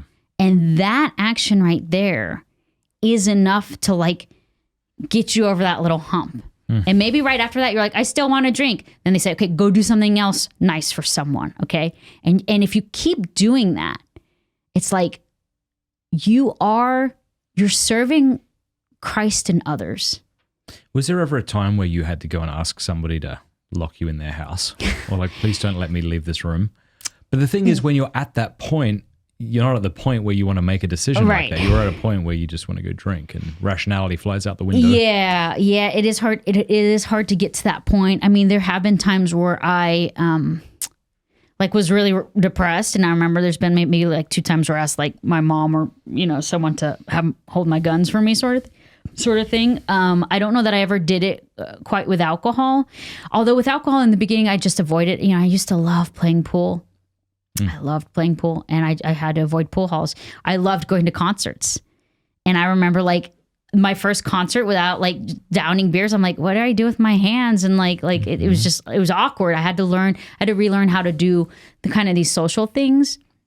But it's hard to want to ask for help if you're in a certain mindset. Now, this is what the sponsor is there to kind of help you with, because most likely if you're working your program, your first reaction is, let me call my sponsor, right? If you're not working the program, your first reaction is kind of like, well, I could maybe have just one. And like you can kind of get caught up in your head and you don't want to call your sponsor. You don't want to do these things. And I remember to kind of illustrate that point, I was working my program and I was maybe 2 years sober in AA, still trying to navigate some of these other things. And I went to this, I remember I was like, man, now that I'm sober, I'm such a nice person. And so I go to like Hallmark to like go buy birthday cards for people and like anniversary cards. And I'm like, oh, I'm so nice. Like, look at how I'm buying all these cards for people. And while I'm there, I see something, it was like a pair of socks or something like random that like, why is Hallmark even selling this? But like, I wanted it. And I saw the price and it was like, no, I'm not going to pay that for a pair of socks. Like, that's crazy, but I want them. And so I'm like, well, I'm just going to steal them because it's their fault for setting the price too high. Okay. This is addict thinking, right? It's everyone's fault, but mine as an addict. So I steal the pair of socks and, I pay for my cards because I'm sober now and I'm such a good person, but I steal the socks. And so then I get out to my car and I sit in my car and I wait till Hallmark closes because they were about to close. And then I call my sponsor and I say, hey, I just stole from the store. And so we'll go back in there right now and take it, ask to see the manager and give it to, and I'm like, they're closed. And they're like, well, first thing tomorrow morning, you are coming back and you're returning them. Have you done that?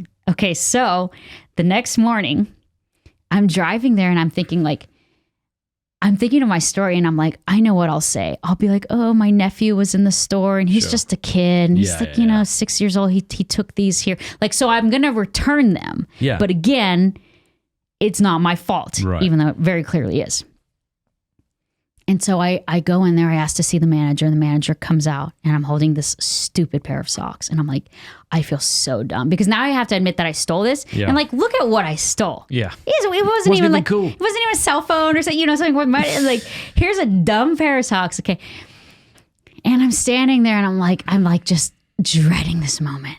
And I look at her and I said, hi, I'm working a program. I'm trying to get sober and get my life together. I said, and I still struggle and I'm failing in many ways. I still fail. I'm like, but I am trying to make things right. And I stole this from you yesterday. What can I do to make it right? I'm willing to accept whatever consequences you have for me. Wow.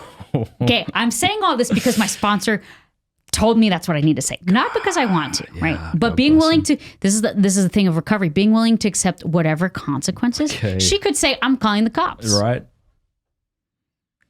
And I have to accept that.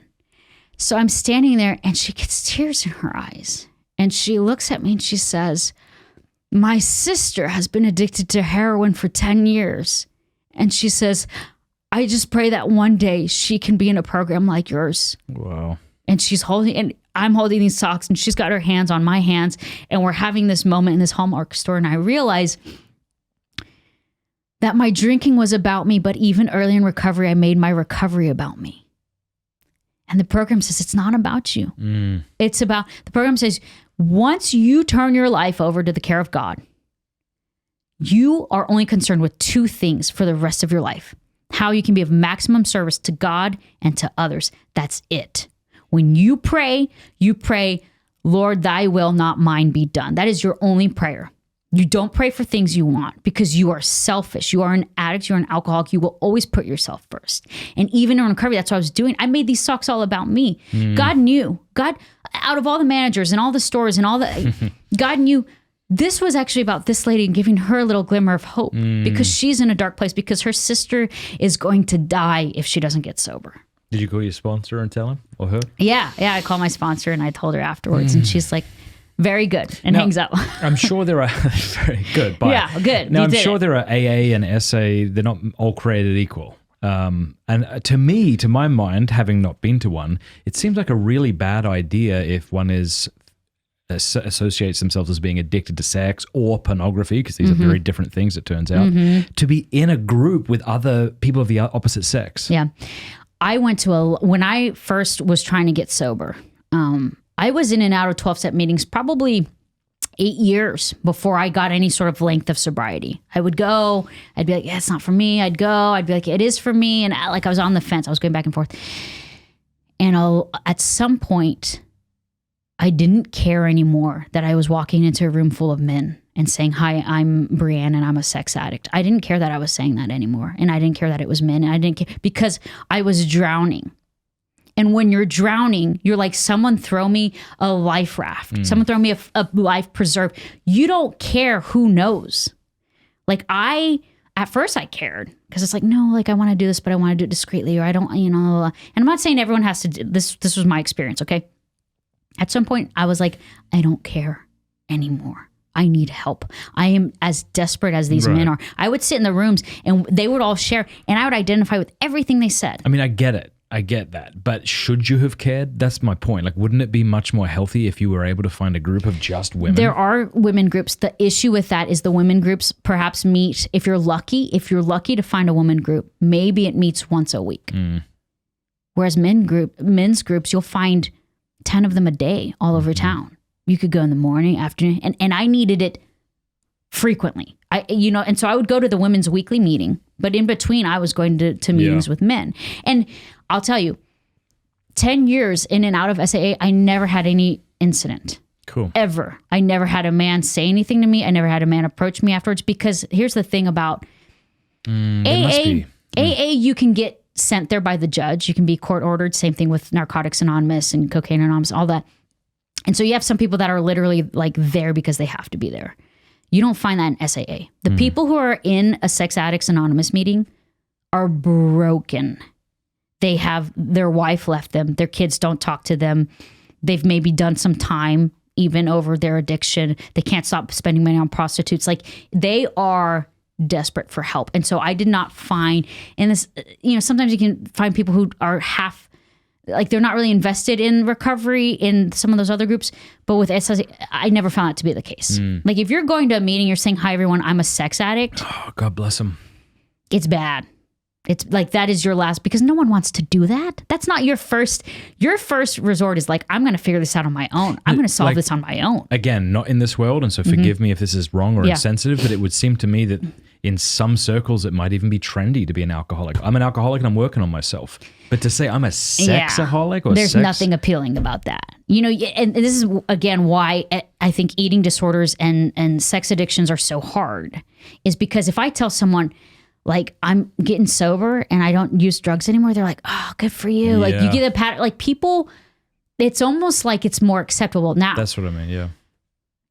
It's been around a lot longer than these other things. Yeah. Okay. And I think these other things still confuse people. They don't know when you tell them, like, I was on a plane ride about to give a big talk on pornography, and I was writing a book on pornography. And so I'm reading the white book, Sexaholics Anonymous, right? So I'm on the plane and I'm sitting by the window seat and I'm reading this book, and I get up and go to the bathroom and I come back and I realize that because the white book is just white for those at home. There's no writing on the side. They make it very anonymous. But of course it when you open it over. So I'm like, oh crap, what do I say? This is for work. So I just said nothing. Yeah. And see, so it can be awkward because I think also, like, people don't know how to handle that. They don't have maybe any experience. Like I said, I think most people know someone in their life who has become addicted to some sort of substance. But like, so yeah, with eating disorders, like, people have no clue where to start with that. Yeah. When you're like, "I'm in recovery for an eating disorder," they're like, okay. Like, you're just overreacting. Yeah, like, I don't know what that means. And yeah. Now, what about with so how do you someone's early in recovery with alcohol, they know not to go into a bar. What measures do you have to set up to not fall back into pornography? So for me, it's like I will not watch a show that has any kind of sex scene in it at all. Like, I really want to watch Oppenheimer. That seems like it would have been a cool movie, but I've heard that there's gross stuff in it, so I can't watch it. You can't do it. Yeah. But what is it for you? So there's this saying in recovery that you have to be willing to do whatever it takes to achieve sobriety. You have to be willing to do whatever it takes. Now, until you are willing to do whatever it takes, you will do what's called half measures, and they will avail you nothing. Okay. You're going to say, "Well, I know my computer's a problem, but I don't want to get rid of it, so I'll put a filter on it." Okay. And then you find a way around that. Right. And so you're going to do you're going to try all these measures, because until you're willing to do whatever it takes, you're not actually going to reach it. If you are truly addicted, you will always find a way. I mean, alcohol is not allowed in jail. And I know plenty of people who get wasted in jail. Okay. Right. So you will find a way until you're willing to do whatever it takes. And in the instance of pornography, there's a lot of things you can do. But until you're willing to do it, you're not going to do it. Mm-hmm. If someone says, hey, your phone's causing you to sin, like your phone's causing you to slip in pornography, like just get rid of it. If you're not willing to do that, you're not ready. Mm. Because an addict who surrenders everything to God and says, I'm powerless, they recognize they're powerless, which means they can't do things that normal people can do. When I got into recovery, I was so mad at first because I was young. I was like 24, 25. Mm-hmm. And I'm like, all my other friends get to go out and drink, or these people get to have a toast at their wedding, their own wedding, right? Like, how come and there's this sense of entitlement of like, it's not fair, God. Other people get to have cell phones. Other people get to do these things. And it's like, okay, but I'm not other people. Look at look at my life. Look at my behaviors. I'm clearly not other people. And that radical surrender of like, okay, that's right. I'm willing to do whatever it takes, even if it looks different, even if it's weird, even if I don't get to watch this movie that everyone says is really great. If I have to do that for me and my recovery, I have to be willing to do that. And that willingness there is key. The big book, that's part of the first step. You have to be willing. Mm. If you don't, and that's why it's so hard to help an alcoholic or an addict, is because until they are willing, they're not actually going to do it. Wow. You can lead a horse to water, but you can't make them drink. And that's kind of the same concept. You can say, here's a great book to overcome your addiction. Here's some meetings you can go to. But they have to be willing to do whatever it takes. And that oftentimes takes rock bottom or like a level of desperation that I think as a loved one, you just have to pray doesn't involve death. Like you have to pray that somebody hits rock bottom before they die. I mean, same thing with pornography, that they hit rock bottom before they end up in jail. Mm-hmm. Or in my case, it was suicide. Like pornography was going to kill me because I wanted to kill myself over it, right? And so in that sense, it was killing me, killing my soul too, if you want to bring that up. But that is where it leads. That's where all addictions lead, is to death. And that's why it's so serious. And people are like, well, I just want to do something. It's like, you can pray for the person. Again, you can try to set up healthy boundaries. You can support them in the recovery. Like, hey, the moment you want to get sober, I'll drive you to meetings. Like there are things you can do to support someone in it. But at the end of the day, they have to want it themselves. And I'm grateful that I had parents who always took me back. But not everyone has parents who are willing to do that because maybe they're a threat to maybe there's other kids in the house and they've been a danger. And so now they've told their addict son, like, you can't come in our house anymore and that sort of thing. But, but there's still things that parents can do to support him in recovery. Just maybe you don't welcome him into your home with open arms, but maybe you get him a place for, a while, or maybe you take him to meetings, or you find a halfway house. And there are tangible measures. So I don't want to make it sound like, oh, there's literally nothing you can do. Obviously you can pray as well, but like I like what you said. You can't desire sobriety in place of the addict. As we begin to wrap up, I would like to maybe kind of throw out some really helpful resources. Again, they're not Band-Aids. They're not, we've made those caveats, and yet there are things that are helpful. Yes. I'll throw out a couple. If you're a man who wants to be free of porn, I created a 21-day detox from porn course called strive21.com. It's free. Thousands of men have gone through it. Again, none of this is a silver bullet, but you might find that helpful. A friend of mine created a ministry called Magdala Ministries. We'll put a link for that in the description. That's a good one. They have video groups and chats. If you're a woman who wants to overcome porn or masturbation, that could be a place to reach out to. What else? Yeah, I mean, obviously, I'm a big proponent of 12-step groups. One of the main reasons is they're free. You can go to rehab and pay $40,000, right? But a lot of people don't have that kind of money. And even a therapist. Therapists aren't cheap. And a lot of people don't have that kind of money.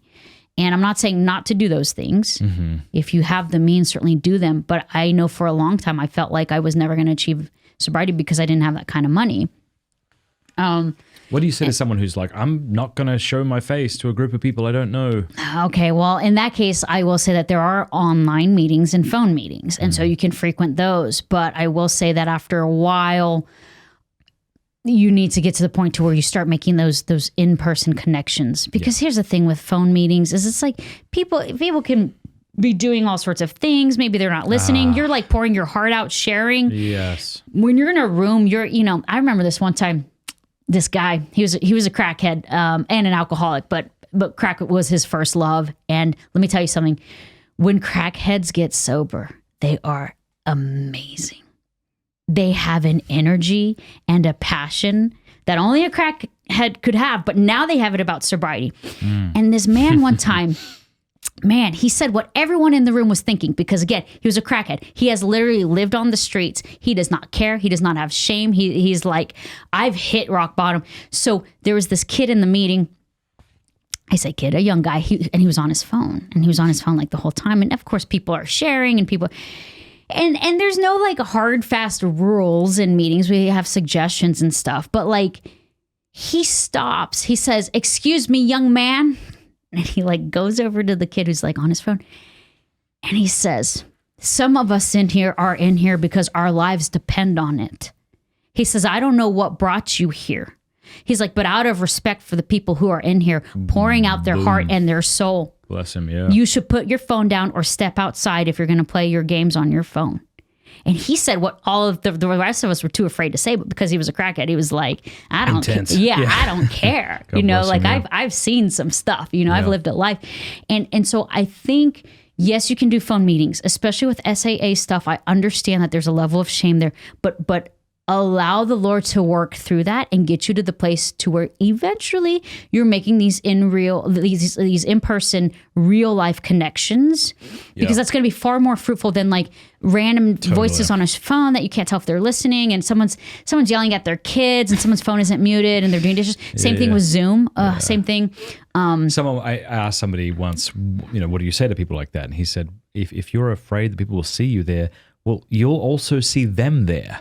Yeah. I thought that was a good and that happened to me. A guy that I had acted out with, and he had acted. I was a minor, okay, and he was a cop. He had a professional job. He was a camp, like a school resource officer. So like a cop that worked with kids.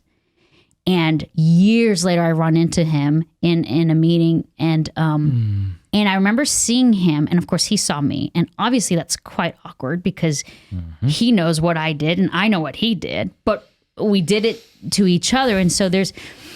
But you were a minor, so yeah, but so he's definitely in bigger trouble. But here's the thing: is I'm sitting there and I'm like, that is the ruthlessness of this disease, of this addiction. Is it has brought this grown man to his knees. It's brought me to my knees. And here we are, two broken people in this room, desperate for help. So desperate that we don't care if people see our face. Now, a big part of 12-step programs is anonymity. You don't use your last name. You're not supposed to say where you work, what you do, that sort of thing. And they say at the end of every meeting, what is said here, when you leave here, let it stay here. And everyone agrees, like, right. We're not going to share these things and that sort of thing. We're going to protect your anonymity. You can like kind of share some things, but you have to like just be careful to not necessarily mention like details that could give away someone's identity. But that's a big part of it. And so I do think like there is a level of protection that's there, and I get that not everyone's there yet, but you have to be willing to do whatever it takes for your sobriety. And sometimes that means getting a little uncomfortable. And you walk into a meeting, you can walk out. If it's too much after a while, you walk out. Like you're not trapped there. Nobody's going to force you to be there. So I think that's a great resource. Al-Anon is a huge resource for those who have loved ones. Go to a meeting, sit around with a bunch of, one of my dear friends, he was a kid who used to be in youth group, and I went to a couple AA meetings with him. He had a love for drugs, but he also had a love for alcohol. So we'd go to AA meetings because the 12 steps are the same 12 steps in every program. And AA is kind of like the one that started. And so they all kind of fall under that umbrella. So you can go to that, and it kind of applies to all of them. And him and I went to meetings, and 2 months ago I was at his funeral. He relapsed and he died. And his mother, though, had years ago started going to Al-Anon. And what was incredible was to see her journey of recovery. This broken mother who had just been through the ringer with her son starts her own journey, and she starts to come to life, and she starts to allow the Lord to heal her wounds because she's so broken from him. And it's hard because like we love these people, but they're not themselves when they're doing these things. And it's this weird mind, like you're like, but you're my son and I love you. And like, but you're hurting me and you're hurting the family and you're destroying things. And it's so conflicting. It's so complex. And when he died, I went over to her house, and there was this surrender that she had because she had worked a program that the death of her addict son was not destroying her in the way that I've seen it destroy some other parents who internalize it. It's all their fault, or maybe they're resentful. Like, I can't believe, it's so complex. Again, there's a lot of emotions going on, but she was like, it was like seeing a miracle to just see how she handled it with such grace and such surrender, like love for the Lord still. And she wasn't angry and she wasn't bitter. And of course she felt all of the emotions that a parent does when they lose a child. Like she was still utterly devastated, but she had worked on herself, and you could see it. You could see the difference. And so I really encourage that. I think that's a great resource. And speaking of those who have to journey along those who are hurting them, there's a good resource called bloomforwomen.com. So if you're a wife whose husband is hooked on porn. That's a tough one. That's a tough, because as a woman, let me tell you, like all my insecurities can come out because it's like, I'm not good enough. Like he's having to go to other things and not me. And it just, and it feels like infidelity because it is, he's, so that's a really difficult one. So if you're a woman in that situation, I definitely think, and a man too, I think it's equally as difficult if she's struggling with pornography, because again, it's something that like, they're not necessarily, they're choosing it, but usually if somebody is choosing it, it's after years of having struggled with it. And so like, having been exposed to it when they were a child. When they were a child and that sort of thing. And so I think that's, and I want to throw out another resource before I forget is, and people might be like, there's not a resource. I think it's a great resource, is the Catholic Church. And I know this is going to sound cliche because like, praying doesn't make it go away. However, there were so many times I crawled into a church after having slipped, after having a bender, after sleeping around, after whatever it was. And the church, like Christ was there in the tabernacle, or the sacrament of confession was there. And there were many massive breakthroughs I had because I kept returning to God. Instead of turning my back and saying, well, I'm just going to psychoanalyze this, or I'm just going to do the 12 steps, or I'm just like, instead of saying, I'll go back to church when I have it together, I'm like, I'm going there as messy as I've ever been, because I know that place is where God wants me to be. Like he does not want me to get it together first. And there were many times I like frequented the sacraments, mass, confession, that sort of thing, or even just sitting in a church. And I remember one time I went in there and I had been drinking, and I sit in the back and I'm sitting in a church and I just feel so ashamed that I'm there drunk. And a priest walks up and I kind of tell him, I said, look, Father, like, I don't know why I'm even sitting in this church. Like, look at me. Like I'm wasted. And God, like Jesus is there in the tabernacle and he's seeing me in this pathetic state that like I've done this to myself and I do it every day and I can't stop and I'm so hopeless and there's no, and he kind of stops me and he's like, well, of course Christ sees you. He's like, but he would see you if you were out there too.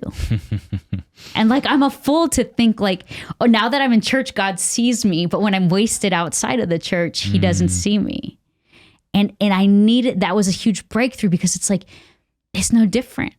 like just because I'm not in a building means like he can't see me somehow. Yeah. You know? He sees past the walls. And those little breakthroughs that I had, little moments of grace in confession where priests would say something or I remember for the longest time, I grew up a tomboy, right? I ride a Harley, I have tattoos, I shoot guns, smoke cigars. Like I've always been very tomboyish.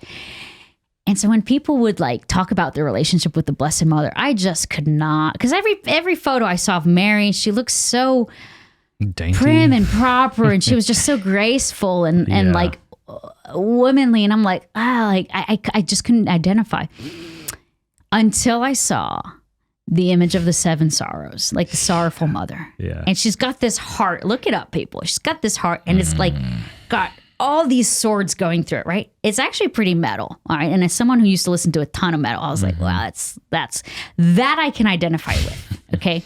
Being stabbed in the heart, right? The wounds, the pain, the suffering, the sorrow. I'm like, that's the Mary I can identify with. Now, if I had given up on the church or given up on Mary, like I wouldn't have that devotion. And so I think there is something about like going back to the church, picking up saints' writings, picking up scripture, even when maybe it seems like God hasn't really done much with it in a while or spoken to us, or we're still struggling with this sin or that sin. I just think about how, like, as bad as things got, how much worse they could have been if I had completely turned my back on God. Because there was...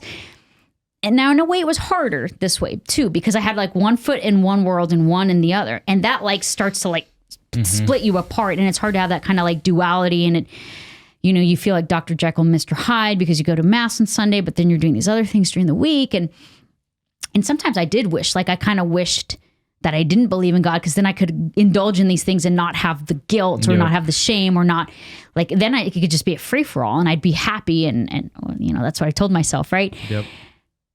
But now I look back and I'm like, I mean, I'd probably be dead. I'd probably be dead, because if there was nothing, at least every now and then I had the shame to say, let me get my butt back into confession, or let me try again. I failed. Let me go to mass. Let me, pick up the daily readings. And there was this constant desire to try to run back to the Lord. And I think this is why my story is oftentimes, people oftentimes focus on like what I did and the extremes of it. And they're like, well, I can't relate to that. But like, I think the relatable thing in the story is like how often I fell and had to get back up. And then it's like, okay, now I'm in the convent. Okay. But now I'm drinking again. Okay. But now and I think that's the more common conversion story, is that this is a daily conversion we have to have. Every day I have to repent of my sins. Every day I have to beg the Lord to save me from myself. My prayer in the morning is, Lord, help me to remain teachable. It's so simple. Help me to remain teachable. Because if I can remain teachable, you can show me the next right thing to do. Because a lot of times I don't know how to handle situations, because I am selfish and I struggle with pride, and I have like this inclination towards sin. So like if I can remain teachable, God can show me and he can teach me and he can lead me and he can guide me.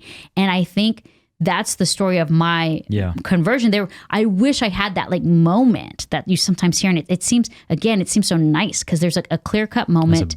There's a bow on it and it's pretty. But if I tell you like, well, kind of every day I have to like return to God, because every day I slip up. Yeah. And that's the other beauty of working a program, is every night when a program is actually written and very heavily inspired by Catholics, which is why I'm not surprised when someone's in recovery and you hear like they're going to become Catholic, like when Shia LaBeouf said it, and then Russell Brand. Okay, like I'm kind of not surprised, because it was heavily influenced by a Jesuit priest and also a nun, and so the steps themselves are pretty in line with church teaching.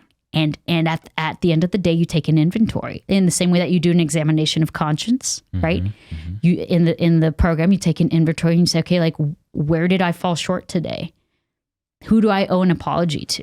Mm-hmm, yeah. And you apologize to God, and you start every day with prayer. And so the program itself, if you really commit to it, it's just like a rocket ship that leads you closer to the Lord. And so, have you written your story? Is it online? Are you online anywhere? Look, I wanted to write a book, but here's the thing.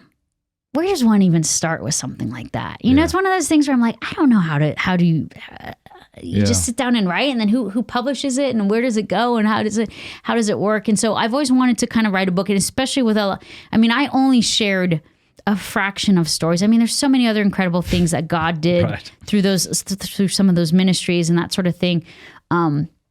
So any publishers out there, let me know what I need to do. But I don't really have an established presence online. I will give out an email address because. What now? Sure. You were going to get slammed. And that's okay. Okay. That's okay, because you know what? Like at this point in my life, like the Lord is in charge. I say that because I've had people on the show do that before and then reach out to me, go, oh my gosh. We had Christopher Weston here. Oh. And he said, if you've had a vasectomy, we will pay to get it reversed. Oh. If you reach out to us. And by we, he meant the Theological Institute. He reached out to me recently. He's like, dude, I don't know how we're going to do it. Like, it's like well over $100,000 now we need to raise. So, well, thankfully you're not offering to pay There's people. nothing monetary involved. And also I'm not Christopher West. Well, yeah, but the platform, it'll go far and wide. Yeah. So as we wrap up, what is your email and final word? Yes, so I'll give it out. So it is it's the one I created for the Victory interview. It's kind of like my email, and I've been corresponding with many women and men we've been going back and forth. And look, I'm a mother, so I'm busy, and so I'm going to say right now, like, I'm going to give out my email address, and I'll get back to you when I get back to you. Maybe it's a day, maybe it's a week, maybe it's 2 weeks, right? Okay. But I do think I have to put myself out there because it's a part of my program now. The big book says I have to be of maximum service to God and to others. All right. You know what's of maximum service to me? Saying, don't email me, leave me alone. I have other things to do. Yeah. That benefits me a lot because I do have other things to do. It turns out. But if God wants me to journey with someone, that's what he wants me to do. And so I look to him for that, like, discretion of like, okay, how much time do I invest in this? Mm-hmm. And again, if I'm turning to him every day, I don't have to be overwhelmed by it. I take it one day at a time. So the person in front of me, and I actually correspond with a lot of people via letter too. So if people would rather that, like, I think that's fun too. But I'll give out my email. It's the Victory. That's we'll put it in the show. It's Victory the way it's Victory spelled. Yeah, we'll put it in the show notes, but say it anyway, just in case Thursday's having a bad day. Breanne. So my name is Breanne. So that's BREANNE. People always want to spell it with an I. There's no I's.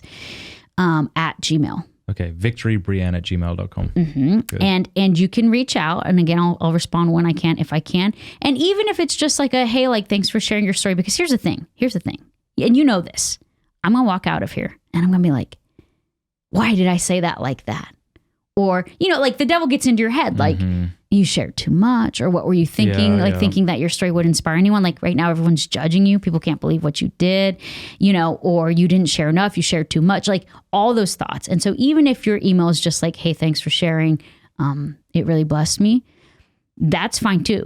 You know, like maybe correspondence isn't even needed. Maybe I need the emails. Yeah. You ever think of that? Huh? You think I'm going to be bombarded? Maybe I need that to help me not get in my head about it, because it's hard not to internalize or like let the insecurities kind of well up, because like every time things didn't work out, I always internalize it like, well, something's wrong with me then. So I think you shared beautifully and vulnerably, and you kind of revealed who we are. I am. It's not like sin's so boring in a way, but what is beautiful is vulnerability and trust. And I think that's why we have to share our stories, because what we find is like, we're not that different. Mm-hmm. And like we all, again, we put the social media face on and we're like, no, but like, look, I have it together. But it's like, if I can sit here and say like, no, like I'm so broken and life is so messy and it's still hard. Like, yeah, okay, I'm 8 years sober, but again, like my head has not hit the pillow tonight yet. Mm-hmm. So the day's not over. So today has not been guaranteed as far as my sobriety goes. And not just my sobriety, but like, was I loving to my husband? Did I apologize to my kids when I yelled at them? Like, there's so much work that we have to do every day. And I think if we can just all acknowledge that we're struggling with those things, then it's like, all right, we're in this together then. And it's not like it's not so overwhelming at that point. It's still hard, right? Yeah. Because we're in it together, but like we don't always have the help that we want. But it's not overwhelming, I think, that way. So well, thank you. This has been wonderful. Thank you for flying all the way out here, having a terrible night's sleep at your hotel and being on the show. Through all that. Appreciate it. That's fine. Thank you so much.